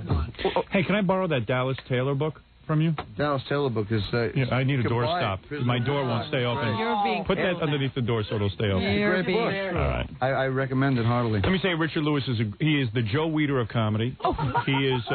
He really is. You are. Why? Because You are in the greatest condition I've ever seen. For a 47-year-old guy, you got a tremendous physique. And, he's upset. No, I don't know. I just enjoy listening to your show most of the time. Some of the I time love it's you tasteless. so much. Most of the time it's brilliant. But, Good. what the And hell? I think you're brilliant. But you know that. But I come down here. I wake up at 6 o'clock in the morning. It's 3 a.m. L.A. time. I'm tired. Well, I am And, so thrilled to have you on the you're show. adversarial. No, and I'm Robin not. starts out with a good question, and then just before I start dancing... No, it wasn't that. I asked the same question. You just don't like it coming You from didn't me. pose it as a question. Yeah. You posed it as a comment that he could have responded to. I didn't think he understood. I love Richard Lewis. These two guys let me down. Good luck tonight at the moron ass. Good luck tonight at the we Lenny love Bruce. Richard, and I hate to Tonight, think of Lenny him Bruce, leaving Lenny Bruce. Really, anyone who does comedy... He's not listening get to down you anyway. Town Hall I at 8 know. o'clock. He's This got is his gonna be headphones quite on. amusing. Yeah, Joe Weider of comedy. Okay. No, you look great. You're in great shape. Who cares? All right, we're going to take a break, and when we come back, we'll do the news. Awful. This has It's been been awful. a terrible appearance. This is the worst appearance Yeah, well, ever. I blame... This is your worst appearance. You want to start over and do this again? No, that was your fault. You don't talk to me. You don't ask me one question All right, about what, anything about I asked you life. about weightlifting. Huh? I asked you about weightlifting. How many sets that's do you do? interesting. Why don't you ask me about anthills? Do you do aerobics? Huh? Do you do aerobics? No. You don't do anything the bike aerobic? bores me. I'd rather... You won't go bike riding, or you don't What do would you anything? rather do? Masturbate or do a treadmill, look out a window? Oh, no, that's Seriously. tasteless. That's not funny. That's not tasteless. It's No. true. What do you do? Do you just do the weights? No, I don't do... And do you watch what you eat? Huh? Yeah. You do. Yeah. What do I you watch eat what for I breakfast? Huh? What do you eat for breakfast? Granola. Granola, and then what do you eat? 3 meals a day? All right. Do you eat 3 meals a day? Huh? Do you No. I usually eat a little breakfast, no lunch, and usually dinner. Right. And that's it. Oh. And All right. So listen, you got a lot going on, and you're going to do this magical misery tour. Good for you. Yeah, All right. are Things cool. aren't so The movies, bad. I'm really proud of the movies. And that's it. I'm glad to be back, and I can't wait to come back again. Oh, Jesus. All right. Richard Lewis, I want to everyone. come back again, but I'm really upset about it. Come back again. I'll be nervous about it. All right. See the movies. I'm going to come back. When you're come on back, a movie I'm gonna set. do Letterman in July. I'll come back. Maybe. Good. But maybe I should only come up for a minute. Did you do Letterman this time around? No, but I did it. I did it like a month ago. I'm going to do it in Less July. and less appearances on Letterman, huh? No, every 2 months. Really? Yeah. When you're in a movie, do all the people lift the weights together? Oh, do I you gotta go. ever do a... yeah. Robin, You ever have a congratulations on step your class? book. It was Thank quite you. serious. All right. Thank you, Richard Lewis. You want to do me a favor? Hey, now that Chris Reeve is out of commission, you could be the next Superman. Oh, dear. Would you ever be in a Superman movie? Huh? Would you ever be in the Superman movies? Now that you're all muscular? I wanted you to play... you could be Super I Jew. wanted you to Superman's arch enemy. I wanted you to Big play... fat J in your chest. Yeah, he lends money to Superman and demands it back. It's on my Beatles CD. All right, no, you dropped it on the floor. I did? Yeah. Oh, he's stepping on it. I wanted you to play track 11 just as an honor of my magical misery tour. No, that's okay. Come on. You No, I don't want to play it. I want to hear you do your... remember you said that... I was listening to you this morning. Don't want to play it. You wouldn't play track 11? Nope. All right, the Magical Misery Tour. Track 11 just as I get Come on, give me a break, huh? 30. No one wants to hear It's a the minute Beatles. 30. Come on, it's a minute 30. Track 11. All right. Thank you. In honor of me. And As you leave. And I've been... yes. Well, I want my CD back. It takes We'll mail it to you. Yeah, you'll All right, mail here we it to go. me, my ass. The Magical Misery Tour with Richard Lewis. You want to go see something funny. Now, there's something funny. Is that track 11? Thanks for having me on the show. Thanks for being here. Oh, jeez. I've never seen somebody have such a bad time on Call the me, show. baby, huh? You know I can't play this CD. It won't play. What's going on there? Track 11. We have the worst equipment here. I swear to It's hot God. in here. You know, you should complain. It's on track 11 and it won't play. Oh, you're lying to me. How I can you swear. lie to a friend? I've done your show 13 years. Forget it. I give up. What's the song? Coming to us. Doesn't matter. Sing it. Sing the song. Oh, what is this? Some kind of variety show at a mental institution? Take off your shirt. Let's see how you look. Take off your shirt. Seriously. All right, You're not playing track 11? I can't. I don't have a CD player. It doesn't work. Play CD number 11. You liar. Fred, I can't get Come it to on. go. I'm calling you a liar. No, I would play it. You don't play CDs on this station anymore? Sometimes those machines mess up. Look at this. How does Dave Herman play anything? I don't know. He doesn't. Oh, there it is. There you go. All right. For no reason, it's now working. So you play air guitar? Let's see. Why don't you listen to a new record once in a while? What? All right, so roll up for the Richard Lewis Magical Misery Tour. Come on, play some guitar. That was good. Let's see some more guitar. Cut dinosaur. Why don't you play some more guitar? That was really... Did you see him playing air guitar? Yeah, Give me my album back. That was good. Back. Come on, play some more guitar. Huh? Play some more guitar. Ringo will come on the Magical Misery Tour. All right, good for you. My thing. All right, listen, Howard. Thanks for Richard Lewis. trying to Town Hall tonight. humiliate me. Town Hall tonight. We'll see you on the Magical Misery Town Hall Tour. tonight and then tribute to Lenny Bruce. Yeah. All right, Okay. good for you. And August 28th at Winkies, you said, in Grand Rapids? All right, good. Because you want to play the small club. I love you for that. All right, okay, you, know, all right. because you know why I was really depressed? Because you sucked too for the last 20 minutes. And now that Winkies is worth the whole day. Right. and your penis like the elevator button. That's Man, right. that All was right, murder. thanks. Howard. All right, do comedy and lots of curls. Keep those arms big. That's my Are advice to you you. that empty-headed that you can't have a discussion with me No, anymore? I like you. What do you want to talk about? Girls? No, I want you to have your show. Yeah, I'll talk about really acting. better with me out of the room now, and I'm disgusted. All right. We used to have some great shows here. Today was not one of them. You know why? Maybe, rest his soul, when Sam was here, he used to bring the women, and then used to have women here, Yeah, why don't you be like Sam? Yeah. Bring some women. No one's like Sam. All right. Hey, seriously, Richard, thank you for coming in. I do love you. Yeah. I have two words for you, jumping jacks. All right. Okay, goodbye. Richard Lewis, everyone. The Magical Misery Tour. Look for it in a town near you. Okay. You're listening to The Howard Stern Show. More after this. 97 all morning. Pure rock all day. Yeah. 97.1 The Eagle. And now, a man who learns entire languages to reach out to his fans. Thank you. Howard Stern. That's true. I love all the romance languages. Hey, baby, you got nice knockers. How's that for romance? Jackie the Joke Man Marlowe. Oh, yeah. Who are you talking to? I was doing a romance language. Who am I talking to? I'm talking to the people at home. Over 350 filthy jokes on CD or cassette. Only $10 for $3 shipping and handling. Jokeland special. Buy two, get one free. 1-800-323-KING. Oh, yeah. Saturday night, Jackie. June 24th at Historic Club in A in Sayreville, New Jersey. Yeah. For jokes and Jokeland's internet address, call 516-922-WINE. Remember, 516-922-WINE is not a pay service. Oh, yeah. Part 2 tonight on the E! Show, whatever we did last night. Sandra Taylor. Arbor. Yeah. I see all the newspapers are predicting that CBS will have a better year next year and that Andrew Clay's new show, he's not Andrew Dice Clay anymore. No. Andrew Clay's new show was very good. Is it? I Yeah. saw a preview or a promo for it the other day, and Andrew looks different. Oh, yeah? Yes. He plays like a husband. And he's got, the hair is slicked back, showing very deep indentations in the hairline. Oh, yeah? Yeah, and he looks a little heavier than usual. Yeah. But he doesn't call me anymore, I think, because it's his new image. Yeah, he's not into you, I guess. Yeah, Dice was into me, but Andrew Clay isn't. It's a new guy, because Andrew Dice Clay used to call me all the time. Right. Andrew Clay. I don't know who Andrew hangs around with or what his deal is, but he's not into us.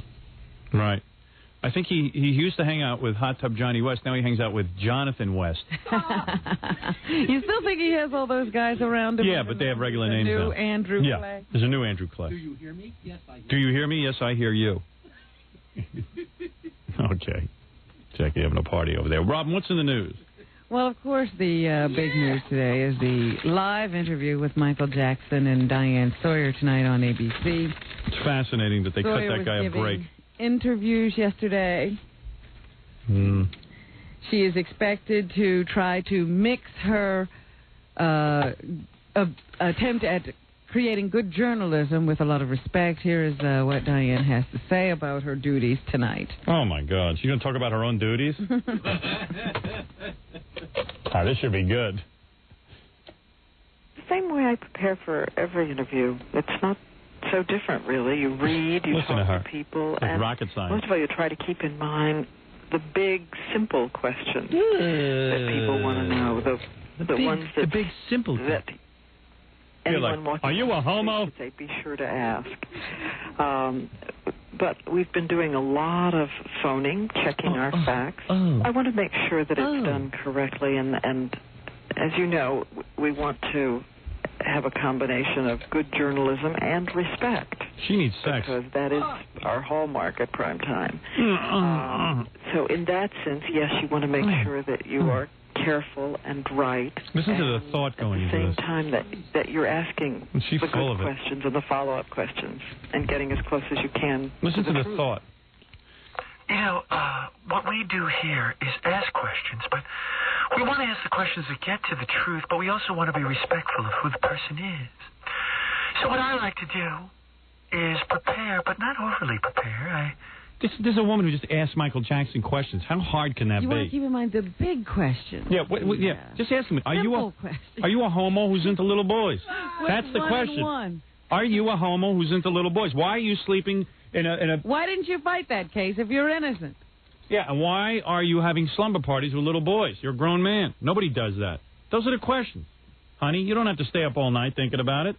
They seem to pop right up, don't they? Yeah. She's researching. She spent more time on answering those questions than on the questions she's going to ask him. And why is everyone being so nice to this guy? Why is it they're not nice to me? I don't understand. I've never been accused of having a slumber. If you imagine if I had a slumber party with young boys. Can you imagine someone saying they're trying to mix good journalism with respect when they're talking to you? Yeah, they've never done that for me. And yet I've yet to be accused of molesting any boys. Oh, for God's sake, Robin. For God's sake. We're the only ones they don't treat with respect. Yeah, it really is. You know, I'm seeing that MTV is having Michael Jackson weekend special premiere of his video. I don't even know. I mean, doesn't he have a negative image? What would he have to do? Well, what would he have to do? Why would you insist on being a part of the rebuilding of that into a good image? I mean, what is in it? What is in it for MTV? Yeah, and look at the post though. Jacko Backo on Tracko. He's not back on track. What do you mean on Tracko? And then, it's really weird. I say I don't like Tejano music, and I swear to God, every Spanish newspaper in this country You've been condemned by legislative bodies. Yeah, and you know in California, they just voted, the city council just voted to have me condemned? Yeah.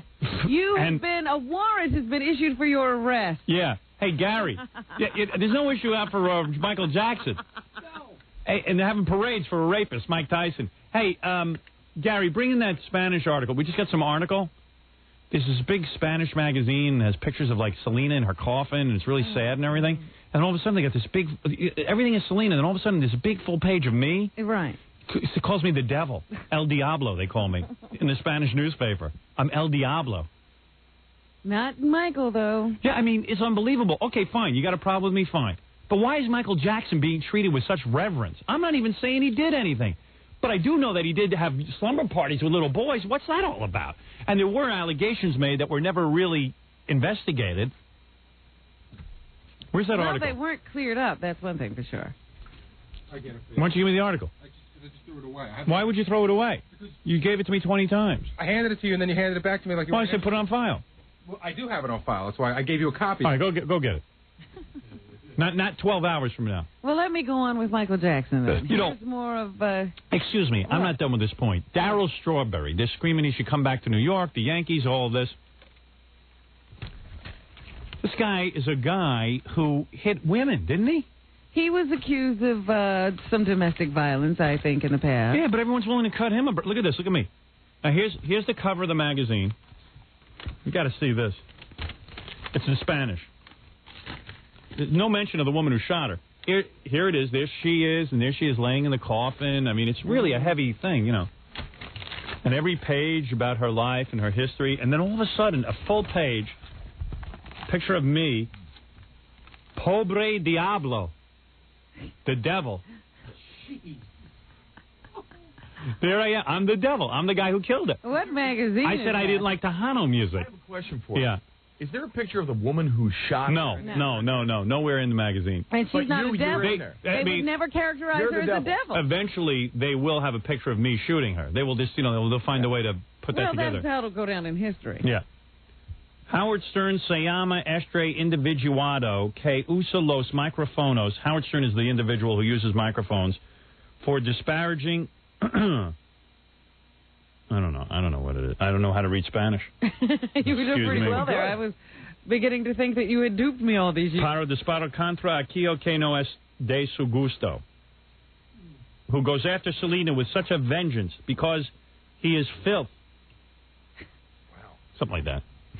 Sounds good. I don't go after Selena. I never went after her. We talked about her once when she was in the news. Yeah, that was it. And you didn't attack her at all. You said you didn't like a certain brand of music. I know. guess that's against the law anymore. I mean, I did play her music and say I didn't like it. But I don't know. I didn't know that's the same as killing somebody. But I don't understand why Wacko Jacko... Is Backo. Is Backo. Why is Wacko Jacko Backo? You tell me. On Traco. Is the whole country on Krakow? Are they eating tacos? What? Do you want an interpreter? Because we do have a, You have an interpreter? Yeah. Yeah, okay. No, not on the phone. I have somebody. Oh, so get somebody. Your name's Melendez. Why can't you interpret? He's like you. Diablo, the devil. Jacko, who's in bed. Is Wacko, but on Traco. Yeah, he's on Traco. I'm not on Traco.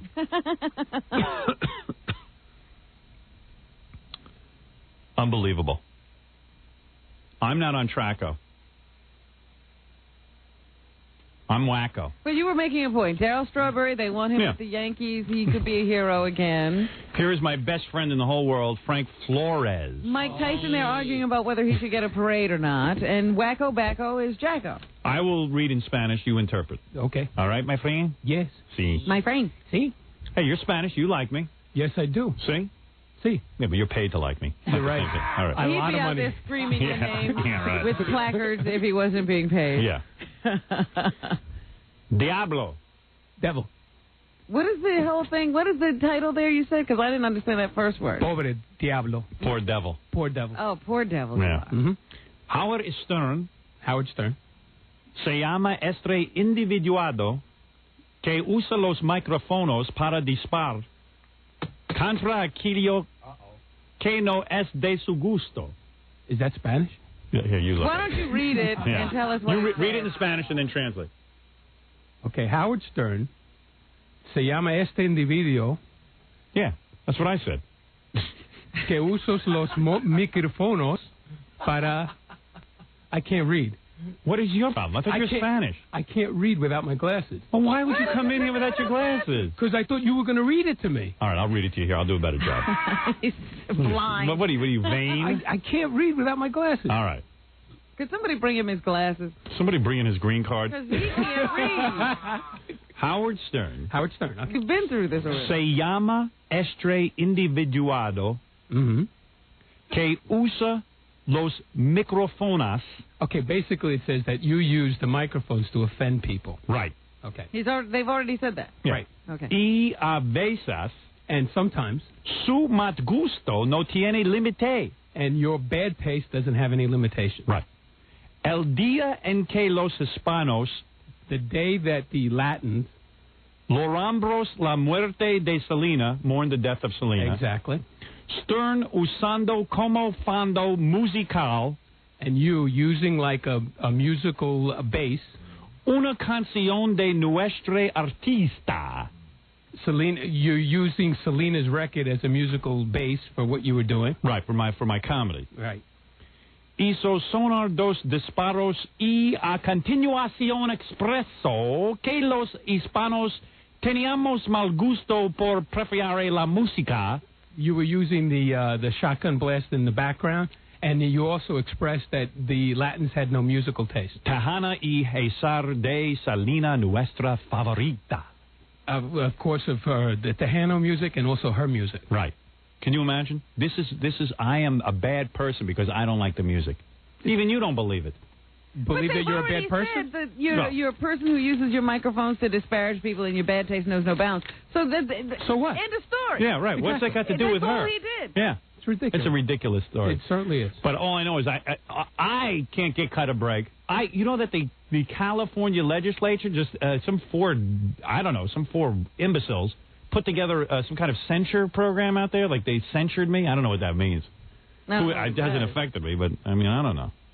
Look, Howard, it's all bunk. I know. It really is. You know me. I love the Spanish, right? Of course you do. And the Spanish love me. They love You've me. only They love accused Frank of stealing from you how many times? Yeah. All right. All right. And in my defense, I accused Frank of stealing from me twice, but you did steal from me. Wait a second. It had nothing to do with the fact that I was Spanish. No, that's why I accused you. I'll be honest. No, Accuse Ed Moyer, you know. What'd you do to your eyebrow, man? Did you cut it? No. What is that? I don't know why. Wait, you get some kind of... He shaves his eyebrows. Oh, you shaved your eyebrow. You didn't do such a good job. Really? Yeah. Oh, maybe it was a rough It looks morning. a little weird. What the hell happened? Sometimes my eyebrow looks like my mustache. I know. He like took off a chunk of his eyebrow. He must have been shaving. He shaves between his eyes because it grows into I have one. to. Yeah. I have to. I'd look like Lon Chaney on a rough night. Yeah. All right. Go ahead. Thank you. You're a good-looking guy. Thank you so All right, much. man. As long as I he love you, shaves. Howard. Hey, I love you too, man. As long as he shaves. Mi amor. Mi casa es su casa. Thank you. I'll be over this weekend. Right. It's a full day. So then I go back to Michael Jackson now. Yeah. All right. So Diane Sawyer. Yes, Diane Sawyer wants to say more about, how excited she is about getting this plum assignment and what she plans to do with it. Wacko Jacko. What's happened in the last 2 years, the unanswered questions. And people have not had a chance to hear him speak about them. Yeah, like he's going to say something. Don't you understand? I was never convicted of anything. I was innocent. I'm a target. A lot of people go after me. And I paid them $20 million. She's just as much as said, she plans for him to be evasive. She says she wants to get as close to the truth as she possibly can, knowing that he's coming there to evade it. Right. Of course, Lisa Marie Presley. I mean, there is another legendary family now joined with his, and people are puzzling over this marriage and want to know. Yeah, because they think he's a homo. Let's face it. Why don't we be honest here, Diane? And all she's going to do is say, is this a real marriage? Yes. Yes, I love him. Then why do you guys live in separate houses? Well, I don't know. Don't love him that much. Right. Don't love him that much, right? Well, I hardly know him. I hardly know the man. We only had a 2-week courtship. That Lisa Marie Presley looks like she's been drugged. She looks like she's in a coma. Where's her mammy? Where's your mammy? I know where her pappy is. What they have to say about it. I will certainly be asking some of those She's questions. a hot little piece of ass, too. What's she doing with him? I don't know. I have heard everything from that she doesn't like sex either. Oh, boy. Well, she can spend the night with me. It's simply a marriage of convenience. I could really turn her off. It looks like he's holding her up in that picture. Yeah, he does. I'm going to try and hold you romantically. Look, the world thinks he's a homo. I don't know whether the man's a homo or not. I don't really know. I don't even care. Quite frankly, I could care less. But that's the question to ask. Diane Sawyer also says she's a big fan. Oh, boy. Of what? Well, let her Let's hear her sing a song. And Listen to her what drone. his answers are. She's still going with the other one. You know, he and I have not discussed questions or answers. Ooh, how spontaneous. I have long time been a fan of the Jackson 5. I'm a big Motown fan. I am the worst. Yeah, another white woman fan of Motown. Oh, she couldn't sing one song. Bitch. They should have asked her. She is such a little bitch. She should be in bed with me right now. She getting should be service. in bed. Lisa Marie should be in bed. I should punish every woman. You're doing everything. Yeah, come here, honey. You know what? You want to interview somebody? You come interview my genitals. That's what you should be interviewing. I'll teach you music. Yeah. I'll teach you the music of love. Pobre Diablo. Capubre Diablo will teach you right now. Come here, baby. You know what you want, and you know you need it now, too. Yeah, this is the music you're going to be making. That's your Motown. Yeah. Yeah, that's it, Diane. Here's a question. I have a question for you. How's this feel? You like that? Yeah. Yeah, you do like it. You do. Yeah, baby. Would you let her continue to speak about her fandom? How's that, sexy? Possible sight dancing in my living room. It's not something you want to wander in on without a warning label of some kind. But I have loved the music for a long time. Yeah, sure you have. Yeah, liar. This is what you need, honey. Knock that fancy voice right out of you. Now you don't sound so fancy, do you? Yeah. All of a sudden you don't sound so fancy. She's not making that noise. She's married. She ain't making no noise. Look who she's married to. Yeah, look what she's married to is right. Who's she married to? Mike Nichols. Yeah. Come on, baby. Come on, baby. You know you need it now. Come on, we got to go do the Michael Jackson interview in a few minutes. I got to get you ready. Yeah. Now go out there and ask the tough questions. Yeah. All right, let's take a break and do more news. Hope you have more good news right after this. We'll be back with the Howard Stern Show. Don't go away. 97.1 The Eagle. The most important radio show of the century. The Howard Stern Show. All right. Won't argue with that. Robin, what else is in the news?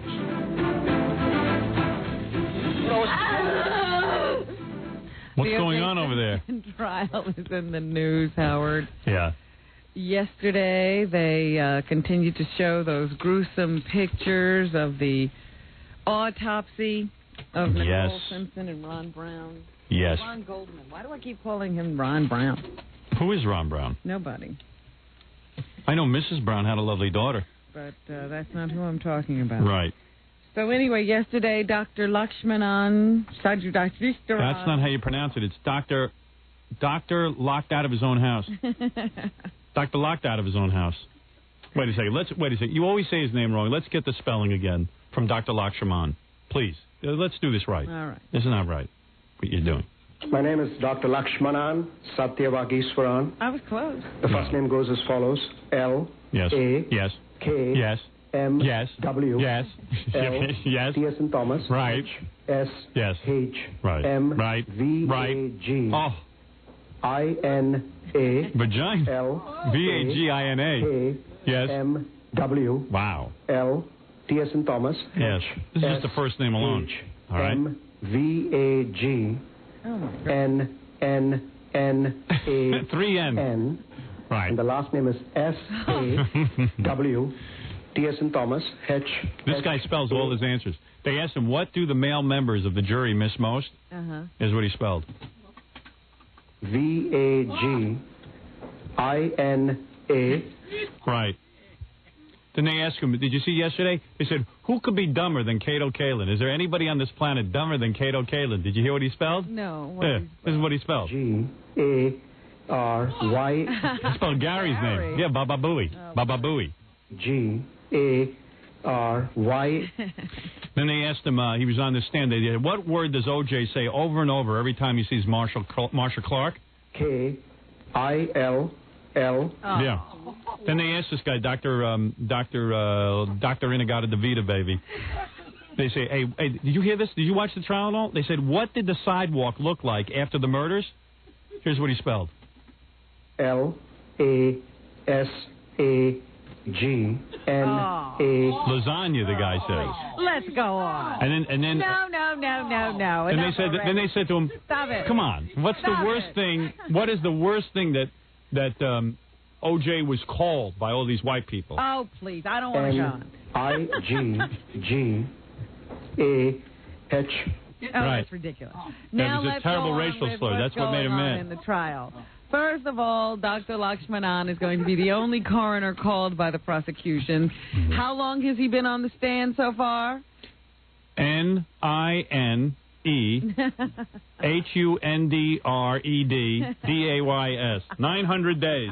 All right. How many days? No, he's been on the stand for A week? 7 days now. Today will be his 8th day. Super. And the prosecuting attorney who's doing the questioning thinks that he'll be able to wrap up his direct examination in another half day of questioning. They will be setting the time of death in the direct examination today, and then Dr. Lakshmanan will be turned over to the defense for cross-examination, which could be another several days. Well, even so Ito he can't take it. obviously is going to break the record Right.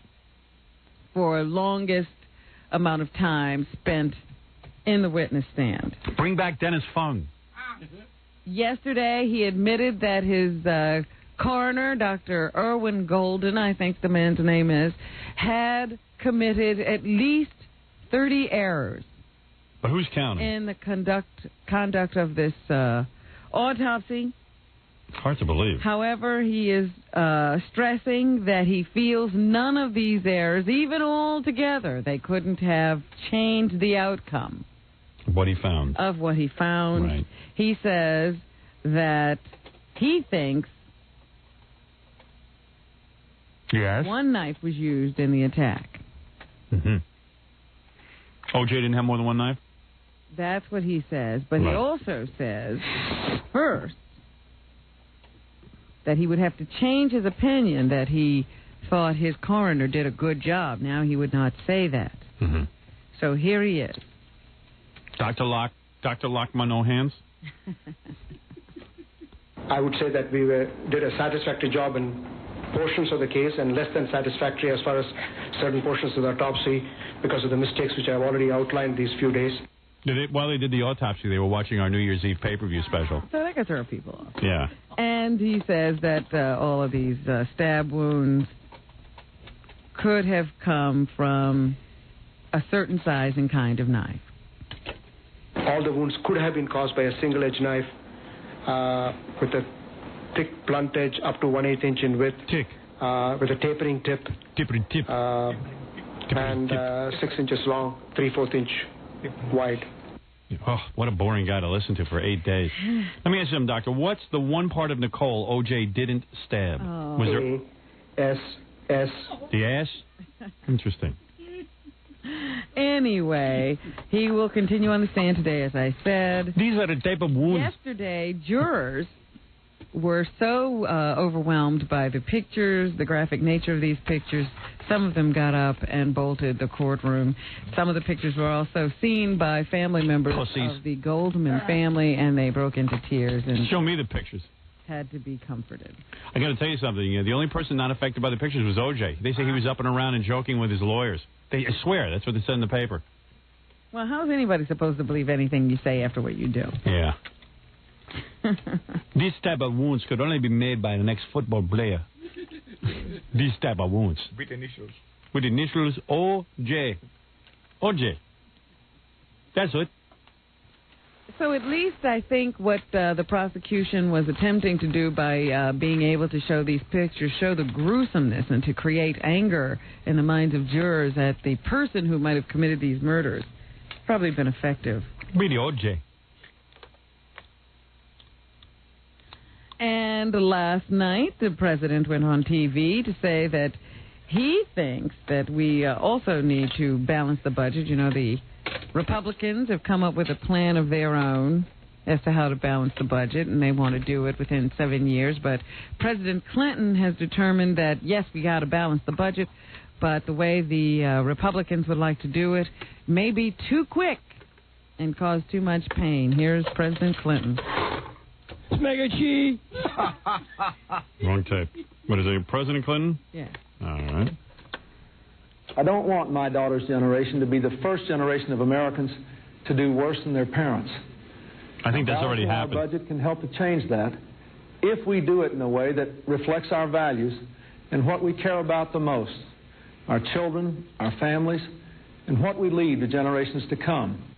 I care more about me Oh, you. than President Clinton's children. So here's what he would propose to do. My plan cuts spending by $1.1 trillion. It does not raise taxes. It won't be easy, but elected leaders of both parties agree with me that we must do this, and we will.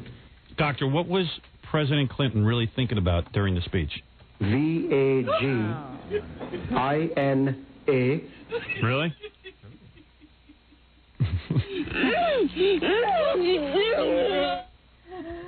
Well, the president's plan also would, I suppose, it seems to me, open up the possibility of restructuring or changing funding of Medicare and Medicaid.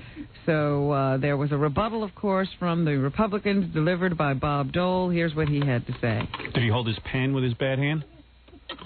Robin? I didn't see. Oh, okay. Tonight, with the President's entry into the process, a long-awaited national discussion finally begins in earnest. So he welcomes the President's desire to come to terms with our budget problems, but he has some reservations about what will happen with Medicare. Ugh. All these guys do is fight. You never hear them getting together and getting anything done. Damn. Hot damn. It's like having Gorilla run the government. He's just at war with everyone.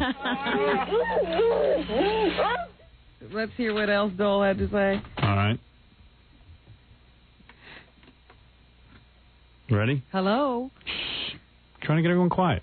Building anticipation. Let me be clear.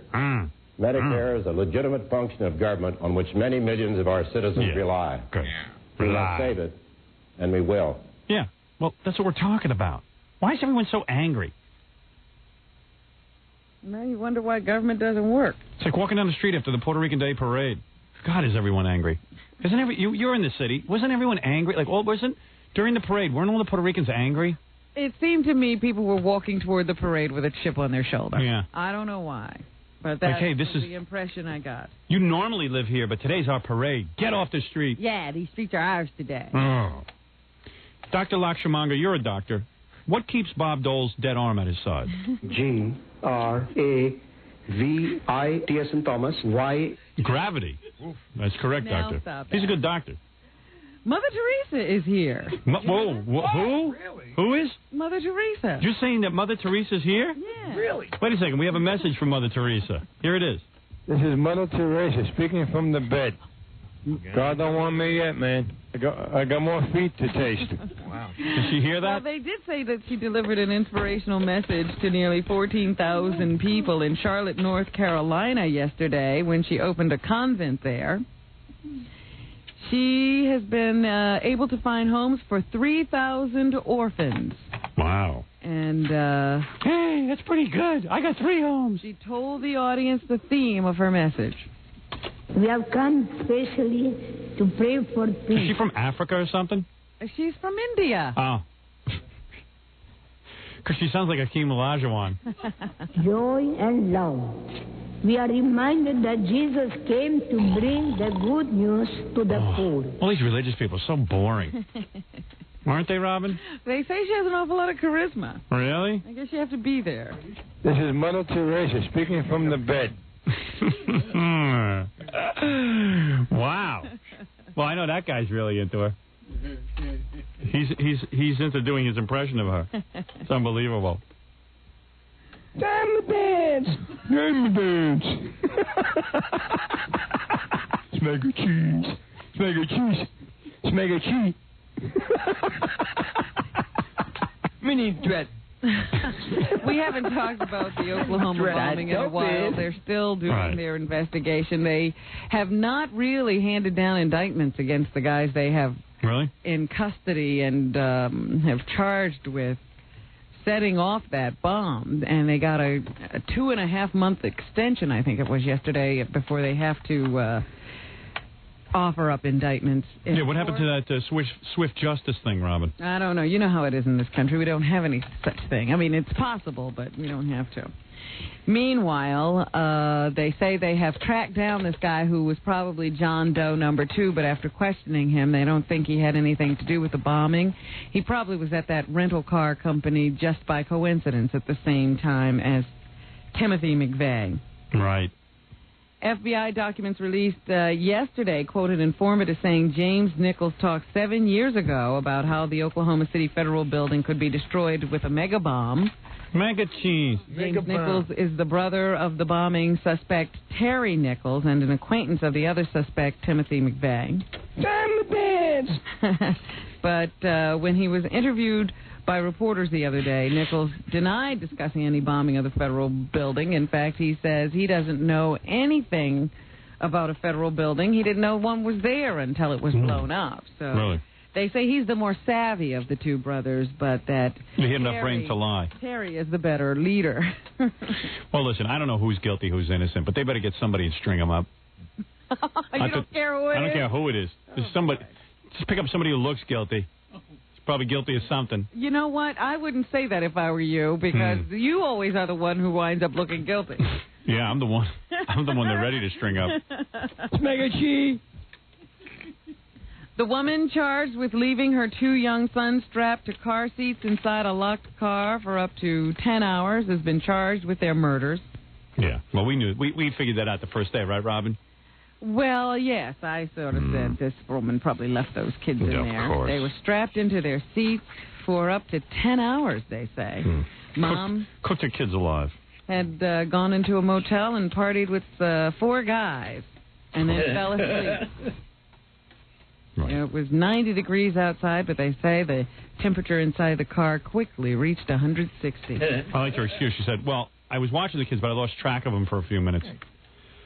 Oh, boy. Bless you. Billy those Graham? kids, she probably, spaced out, but she's still responsible for those kids. You got to watch the kids. Spaced out. She went to a motel with 4 guys, was drinking and partying, and fell asleep. Yeah. That's not spacing out. And she left those kids in the car. Leaving your kids in the car. Were the kids, tan when they found them? Seriously, were they? I doubt it, Howard. Right. I think they probably were cooked. Right. It happens. OJ says it happens. Yeah, only to you, OJ. OJ. The Reverend Billy Graham was resting in a Toronto a Toronto hospital yesterday after undergoing some more tests related to his sudden collapse last week. Nothing wrong with him. He did leave the hospital to close out the last 2 days of that crusade he was having up in Toronto, but he always promised that he would come back for more tests to determine exactly what caused that collapse. They interviewed him. Did you hear what he said? No. Jonathan. Hilarious. He's delirious. I think he was locked in a car. The preacher was suffering from flu-like symptoms and bleeding from his colon during his frightening episode, according to doctors. Jackie bleeds from his colon. All the time. Yeah, what'd they do for that? Tourniquet. They hope that tests that were not available yesterday will determine the cause of that bleeding. That must be a fun job. Recommending to Billy Graham Yeah. that he just slow down Yeah. and rest for several months. Why? He's got a great racket going. Why should he slow down and rest? You don't want to give that up. Anyway, your kids will ruin it. Could possibly be sincere About what? about his religious beliefs. Of course not. Oh, not for a moment? Not for a moment. Not for a moment. He's a lot smarter than those hillbillies who show up to pack those stadiums. Doesn't anybody believe what they're saying? Nope. I'll tell you one thing. The doctor who treats his bleeding colon must love going to work. Hey, honey, guess what? I'm going to be treating a celebrity's colon today. I thought I hated my job. Hey, I got to look inside Billy Graham's bleeding colon today. Guess what? Yeah, things look really great back there. Nice and clean. Oh, what a job. Imagine. He's got to get, Billy Graham comes in, gets naked, spreads his cheeks. You got to take a look at that. Oh, wow, this is great. A celebrity's ass. Let's take a break, Rob. Let me recover from that thought. Oh, please. We'll be back right after this. You're listening to The Howard Stern Show. Stay right there. 97.1 The Eagle. We're back with The Howard Stern Show. Here's Howard.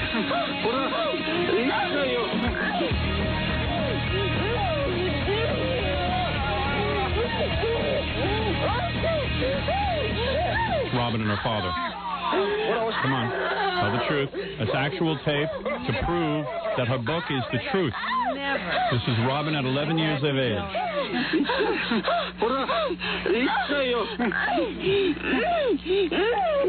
There's a horrible story, Quivers of Life, on sale right now. Get a copy now. His hammy hands. What? My story sensational enough, don't you? I don't know. I think you need a little boost. Robin always fought back. Ooh, sounds like you're liking it a little. All right, there we go. Very painful tape for Robin to listen to, but she has to sell books. There's no tape. There was no tape of you and your father? That was not the tape? I was I scammed? don't know what that was. Was that a scam tape? That was a scam. Mm-hmm. I'm eating a lovely lunch, Robin. I'm having chicken Uh-huh. and rice. The same thing I have every day. I'm not bored at all. No? Oh, no. Good for you. That's wonderful. I'm so skinny. It's working so well for you. I'm so handsome. What a physique. You know, I look in the mirror, I go, why do I bother? Am I, on a scale of 1 to 10, what am I? Be honest. I don't rate people in that way. To take exception. Take exception. Come on. Do something different. All right, I'll tell you that. Let me put Am it I to a you 5? this way. All I could say is that I saw Hugh Grant walking down the street the other day. All right. Was he a 10? Hugh Grant is a wonderful-looking gentleman, Right. both on screen and off. In person, he Right. looks just as good. Get to your point. And I would look twice if I saw him walking down the street. That's all I can tell you. How many times would you look at me? I think you'd look twice at me, but I think it'd be a different. It would be the same thing. All right. Me with no radio show, no checkbook. Just look at me. Look at me for what I am. On the street. Wait, so let me fix myself up before you look. Walk past me Right. so I can get that impression. I mean, because do you walk well? I mean, How do I here look? he is. He walks with his back How straight. do I look? Yeah, I do too. Jacket thrown over his shoulder. How do I look?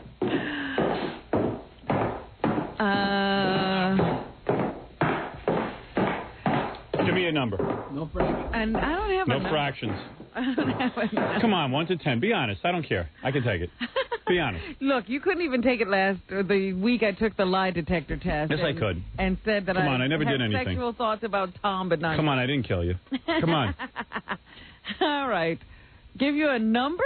Yeah. Go ahead. He's posing. How do I look? You look like Tattoo. Veronica Lake. I'll give you a number. I would say you are Oh, boy. What?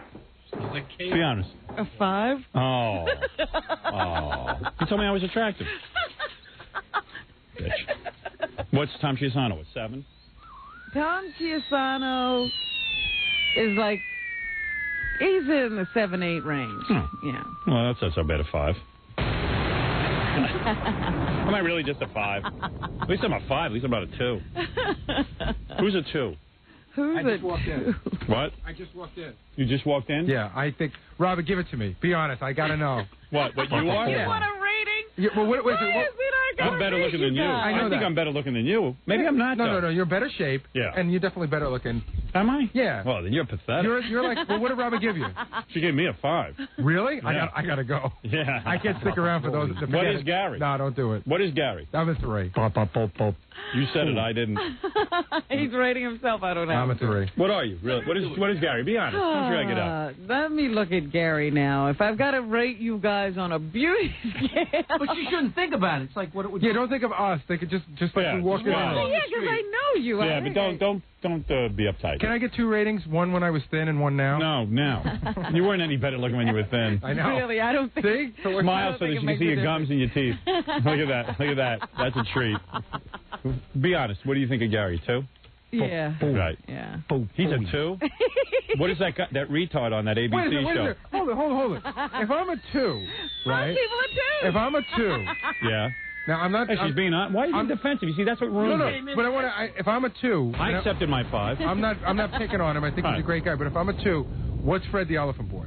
Oh. He's a 1. He's in negative numbers. Right. It's like the SATs. You got to leave room. What's Fred, a 6? Fred's odd looking though in a lot of ways. Turn around, Fred. Let her look at you. Make that dumb face you make. I would have to think that Fred gets a higher rating than Tom in Why? his book. No. No. Tom's a really classically handsome guy. Tom's Mr. Is Fred better looking than me? I guess he is. Turn around. Robin says no. Look at that face. If Fred's a 6, I I'm know not even. I'm better looking than you. No, you're not. Oh, yeah. I wouldn't know. I don't know that. Yeah. What, your wife tell you that? No, Meanwhile, she's I hot know for it. me. I know it. Your wife would jump in the sack with me in 5 minutes.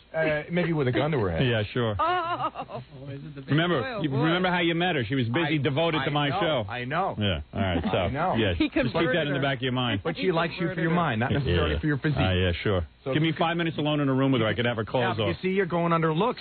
You're going under mind as opposed to looks. I don't care what I'm going by. I'm just telling you I could get your wife. Well, you and Charles. Because she was in love with me before she was in love with you. Oh, true. You're sloppy seconds. Okay. All right, go ahead. What, I got to rate Fred? Yeah, now rate Fred. Now that you've had a sample. Yeah. Fred's in the 5 or 6 range. Right. Oh. Yeah, well, you're plain Jane. You're a plain Jane like me. You just lost your luster for me. That's What about you, Jackie? What are you? I know I'm better looking than that. See, I think Jackie's better looking than me and you. Oh, I disagree. Wait a second. If Fred's at 6, he's poor. If Fred's at 6, and he I'm used to be 2, good looking. No. Jackie's a 4. Maybe 40 years ago he Jackie's was not a good 4. looking. Even I could see that. Well, Jackie's better looking than you. That's right, for sure. but I'm saying Jackie's better than a 4. I don't know. What is Jackie, Robin? Are you a homo, Gary? Yeah, a little What bit. is Jackie? Hey, baby. Look at that face. Hey, good looking. Show her the puppet. That's without the wrinkles. No, get away from the All right, go ahead. I would say Jackie's in he's a little better than a 6. Really? So he's better looking than I am?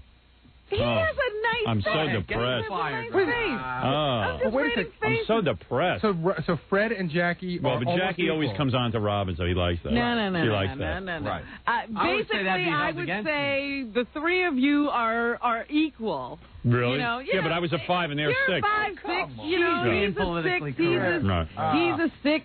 That's not. You know. That's, you're not being honest. That's I am being honest. I'm a 9. You're a 9. Then there's a 20 scale. If you were being honest, I'd be a 2.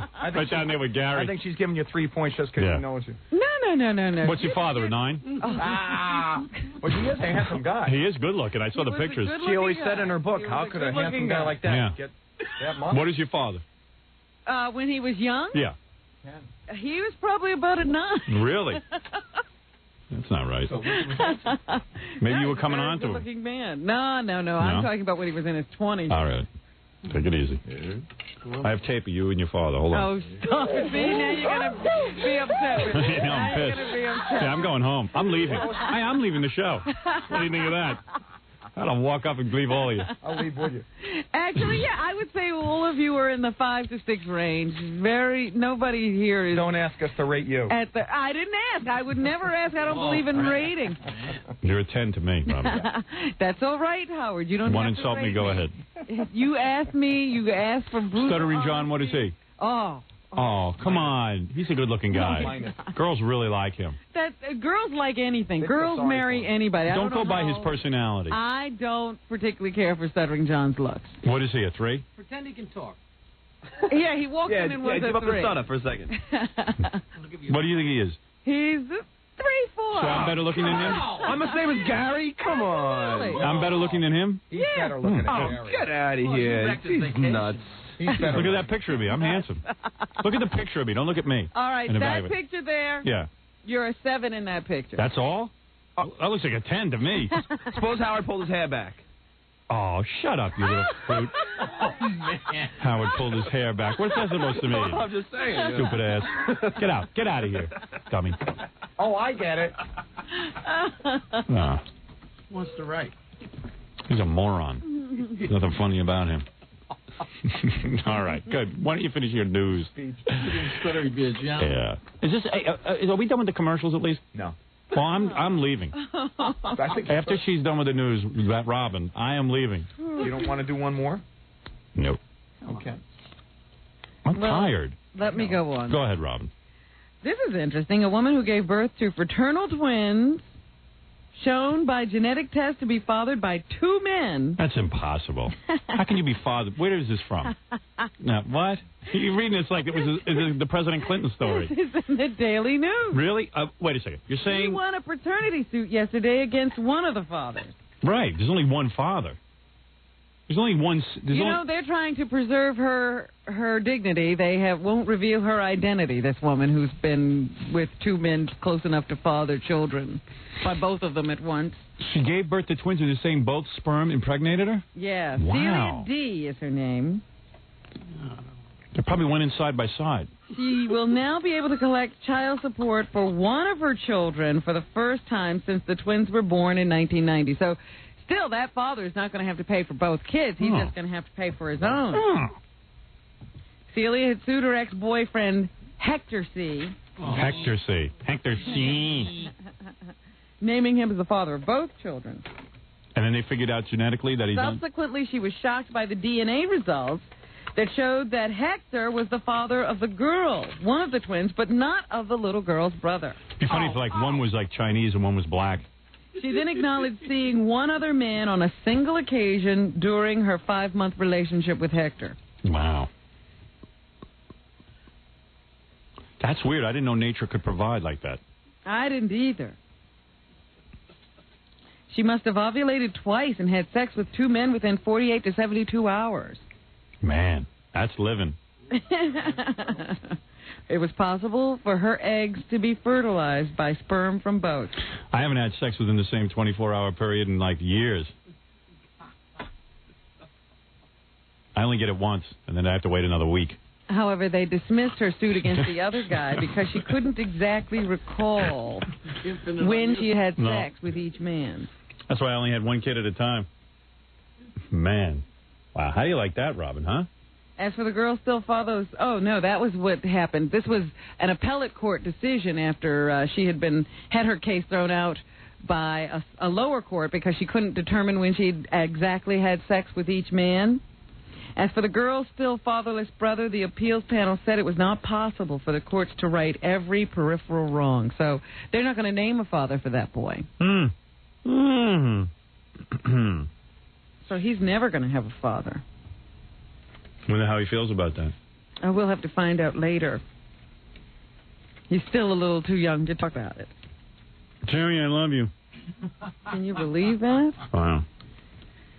Well, the Houston Rockets and the Orlando Magic get together again tonight on TV to determine who should be the world champions of basketball. Anybody want to bet on that game? The Rockets are expecting to sweep tonight. Of course. But here is Anthony Hardaway. Anthony. Who will speak for the team when he's asked, are they pushing too hard? It is hard not to press because, you're in a situation where you don't want to get swept and you think that if you get... Stuttering John pushes too hard. That's why he has hemorrhoids. One game, then maybe it can be an effect where you can take it over to another game. We feel that if we can win this game, then we can definitely win Friday's game. It's just a matter of just getting one. That was clear. All the basketball players are so clear. I like when you interview that African guy, Hakeem Olajuwon. Well, we have something from Hakeem. He says, this is great. They're feeling good. We're a very talented team. Oh, come on. We're the best team in the Eastern Conference. And to be up 3-0, winning 2 games in Orlando has been something, a pleasant surprise. Let me just say something in his behalf. Just because the man is hard to talk to doesn't mean you don't have to put the mic in front of his face. Right. What does that mean? I can't even hear him there. I know. Certainly it would be more clear if they were closer with the microphone. I don't know what that is. Trying to embarrass the guy. Really? We'll try to play, they'll try to play. We'll shoot, they'll come to the basket, and then we'll come to the basket.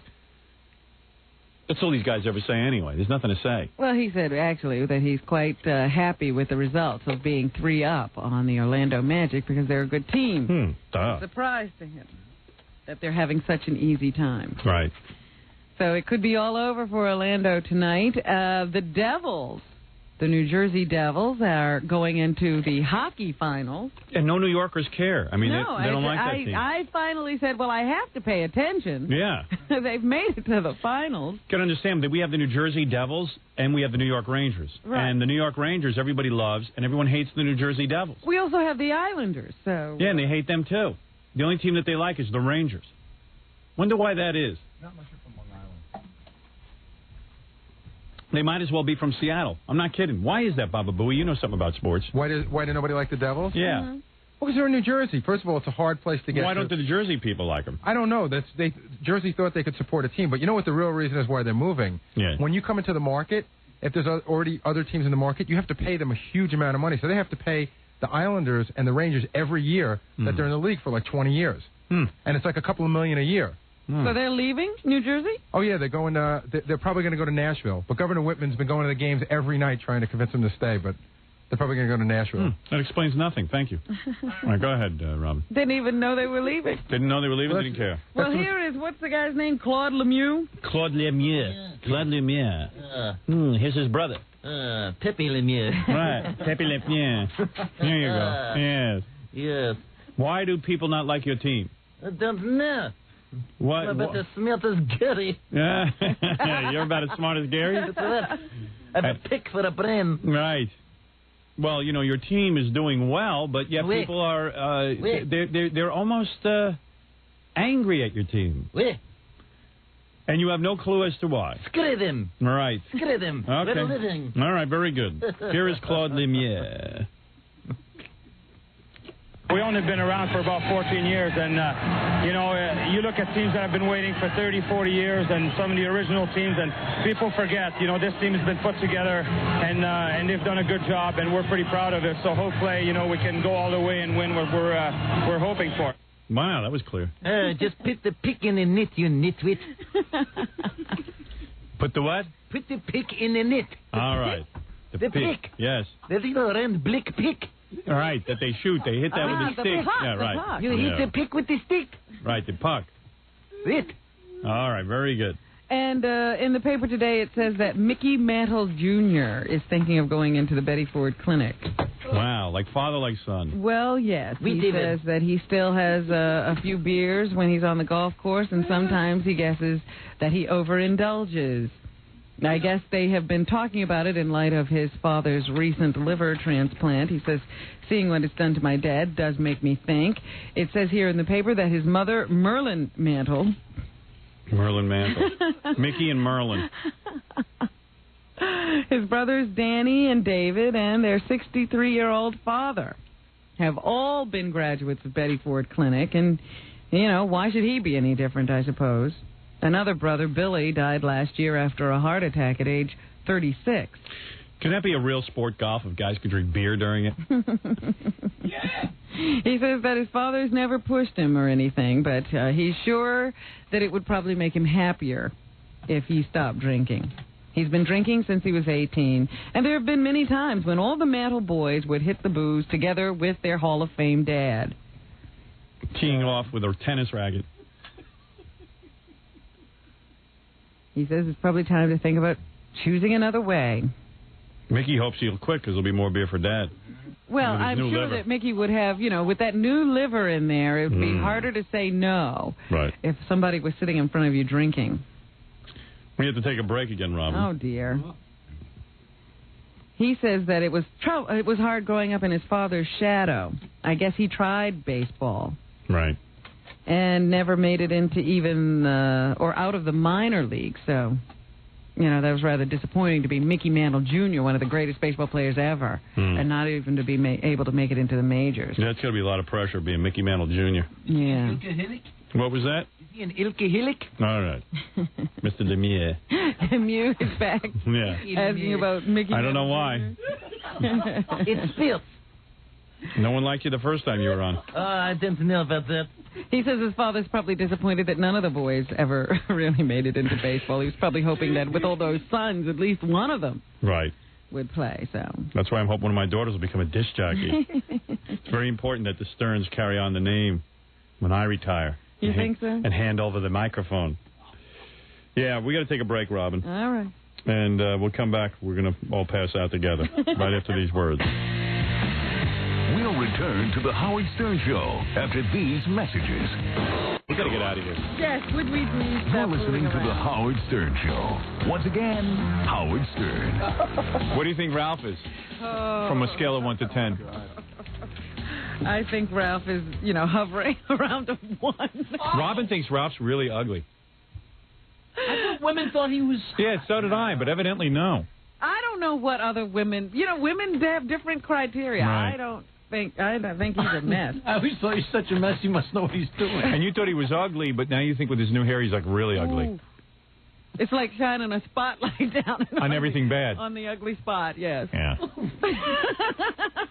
Yeah, she's in here thinks Ralph is like one of the ugliest guys she knows. Ouch. What about Ratzel? Oh, no. What's Ratzo? Let's end this discussion. What's Ratzo? Is he Ratzo a 5? I don't know Ratzo well enough. No, but I mean, Ratzo, come in here and let Robin look at you. Oh, no, he's not here. Oh, yeah, he is. Oh, dear. Hey, Ratzo. Ratzo and I are going somewhere together. Hey, Ratzo. He's got a great body. No, he didn't. I got to hear this number, Howard. Ratzo, stand up and just let... Fantastic. Take your shirt off so she can see. I got my Bonnie shirt on. No, I can't hear you. What? It's faces we're judging, isn't it? In the microphone. I thought you ranked faces. All right, what is Ratso? Don't get too comfortable. What? Take off those glasses. Oh, you don't want to see him without his glasses. The glasses help. I would say, actually, you know what? I'm going to have to re-rate that thanks to Ratso's. Yeah. What do you mean Fred go up Gary to? goes up to a 3. Gary's You go up to a 6? Oh. and everybody else jumps. You're a 2. Ratso's a 2? Oh, Ratso's cute. Fantastic. Ratso's cute. Don't say that. You're hurting his feelings. Why? You told me to do it. No, say something nice. Say Ratso's a 6. Ratso, you're a 6. Ratso's a 6.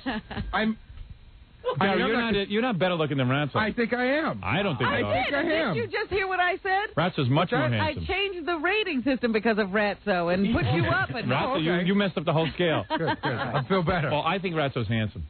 I think you'll do it. Right. Ratso wrecked the curve. All right, Ratso. Fantastic. Poor Ratso. That isn't, he's so sensitive. Well, he doesn't look. I don't even know him. Don't I can't say do that to this. him. That was a joke. He's a sensitive guy. He's a 7. Thank you. Ratso, you're a 7. Yeah, really, the guy can't handle it. He thinks he's really good looking. Don't tell him it's really a .7. He can't handle that. Because Ratso thinks he's like Richard Gere. Oh, really? Yeah. Oh, no, yeah. You're not telling me. Ratso gets all the girls. That's why. American Gigolo. What?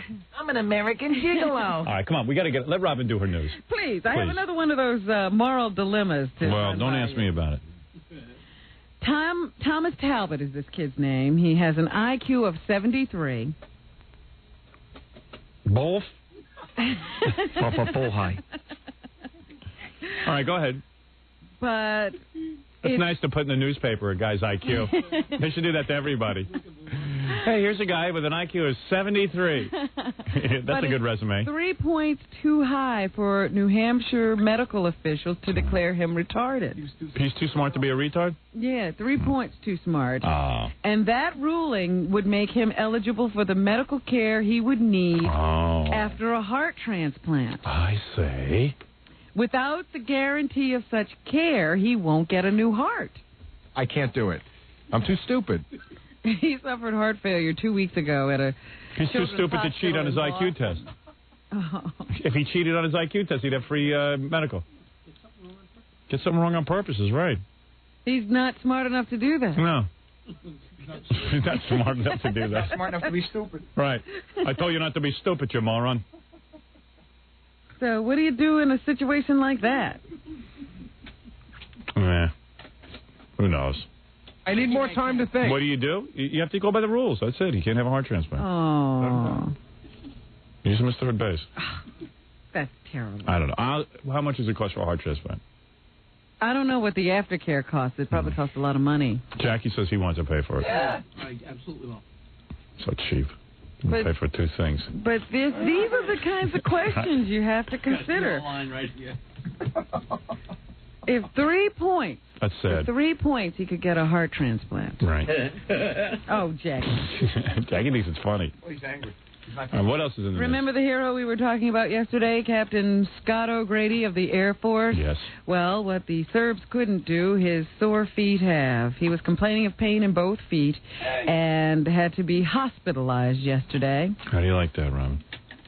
They prescribed a mild anti-inflammatory medication and ordered him to stay off his feet for 24 hours. What's his IQ? Isn't he from Jersey? He is afflicted with immersion foot. Well, he's lived in a lot of places. Hey, Jackie has immersion foot. What's that thing you have on your feet? 20-nail syndrome. Oh, 20-nail syndrome. I'm yeah, sorry. not immersion foot. Oh. It's suffered by soldiers in many U.S. conflicts, like the trench foot of World War I. Jackie had to go to Penny Saver for a doctor because he's too smart for a foot doctor, for a foot transplant. So anyway, he spent a lot of time immobilized in wet boots, and that's what causes it. He should call us on the show. And also, Lori Keller had one of those storybook endings for herself. What's her IQ? I don't know what her IQ is. They didn't publish hers in the paper. That'd be helpful if they could just publish everyone's IQ. She was given up for adoption by her parents 30 years ago. Is that right? And then she decided, of course, when she got to a certain age, that she wanted to find out who her biological parents were. A lot of people want to know. And she went and looked them up. She found them, wound up reuniting her mother and father. Wow. And now they're going to get married. Isn't that beautiful? That's such a beautiful story. Oh, stop it. You are terrible. She became deeply curious about her parents on a trip to Washington 3 years ago and That is went so to an beautiful. adoption agency. Yeah, they really loved it. They gave her up. She didn't know it, but her mother had written to the agency asking about the whereabouts of her daughter. Then she somehow decided to get the whereabouts of her father. Yeah, great.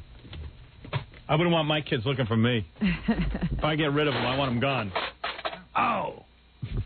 If I get rid of my kids, I want them gone. And she got them all three, the three of them, the daughter, the father, and the mother, all got together in Boston in 1993 for the first time in 30 years. They said it wasn't like an immediate embracing. Right. But there was definitely some electricity. And they've gotten back together, and now they're getting married. Okay, I got Durkee's hot sauce all over my chair. Is that what's going on Yeah, over there? I'm having a hard Like a time. major catastrophe happening. Is this all over me or what? Gary, And- get in here and clean me. Finally, Gary Busey. Gary, turned you himself mean in. Gary Busey? Gary Busey, the Yeah. guy who... Oh, it's all over my coat. Oh, Belize.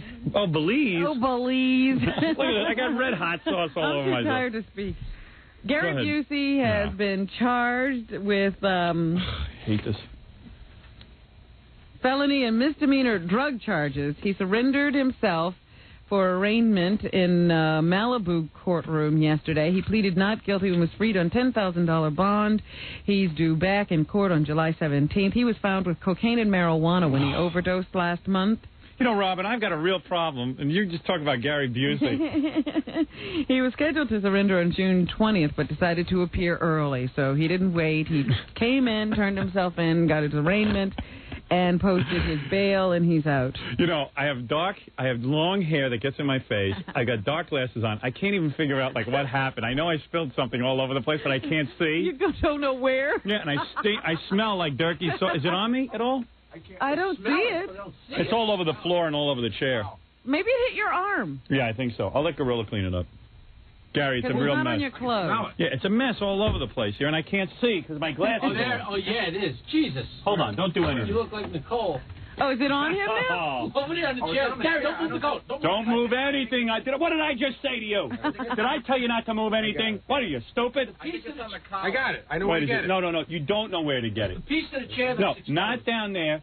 I have Durkees all over my coat. I don't care about the friggin' floor. I think it's on the collar. Where's Gunga Din? Gunga Oh, there Din he is. here. Oh, Gunga good. Din, get the mess up off Yeah, the floor. please clean up. Please wipe up. What kind of coat did you have on? I have on a light jacket, an ensemble. Look at this. I'm sorry, Robin. You talk about this Gary Busey. Who cares? I got a real problem. I have Durkees on me. I need more, Steve. Here's more towels. Here. Clean up. He's throwing them down on Here. the floor. Here. Oh, boy. All right. All right. Did you do it? I passed wind on his head. I'm just kidding. I love you, Gary. You're only a 3. All right. I went up in an hour. Now I can see. Anything else happening, Robin? No, that's it. I think it's enough. Oh, I hate this job. I smell like Durkee's hot sauce. Robin, your book, Quivers Alive, continues to amaze everyone. You've really hit into something here. You've tapped into a spirit, and good for you.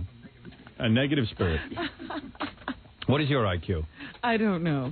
Imagine they print the guy's IQ. Anyway, hey, Gary, thank you. Thank you. I'm going to be in Dallas this weekend, Yes. Howard. Right. 2 o'clock Yes. at Taylor's, a bookstore that's on 5455 Beltline Road. And God bless you if you're on time, because I win $20. Jackie, take your time, Jackie says. Jackie the Joke Man Marlowe, over 350 of your filthy jokes are on CD or cassette. Congratulations. It's $10 plus $3 shipping and handling. Jokeland special, buy 2, get 1 free. 1-800-323-KING is your phone number. Saturday night for fans of Jackie, June 24th at historic Club Benet in Sayreville, New Jersey. For jokes and Jokeland's internet address, call 516-9221. Remember, 516-922-WINE is really not a pay phone call. Fred Mania comes to Jersey, the Fred Norris Band at Club Benet this Friday, June 16th. Look for Boy Gary this Tuesday at the Prodigy booth at the PC Expo in the Javits Center from 1 to 3 p.m. Spill some Durkeys, he'll clean it up. To order a signed copy of Stuttering John CD, call 201-942-OUCH. Also, let's remind everyone that our good friend Richard Lewis will be at Town Hall at 8 o'clock tonight in a tribute to Lenny Bruce. That's right. His Magical Misery Tour will be in Chicago at Zany's July 12th through the 16th, New Jersey Rascals West Orange July 21 through the 22nd, Boston Comedy Connection August 11th through the 12th. He's going to be in 2 upcoming films this year. He's very busy, for those of you who thought he wasn't busy. All right. Also, if you're planning... Did I do Scott the Engineer? Not yet. Oh, if you're planning a wedding or party, you need a DJ, call Scott the Engineer's Rocket Entertainment at 718-BAG-5040. Robin, I'll see you here tomorrow, bright and early. I'll be here. All right, I will too. God willing. All right, and I'll see you tomorrow.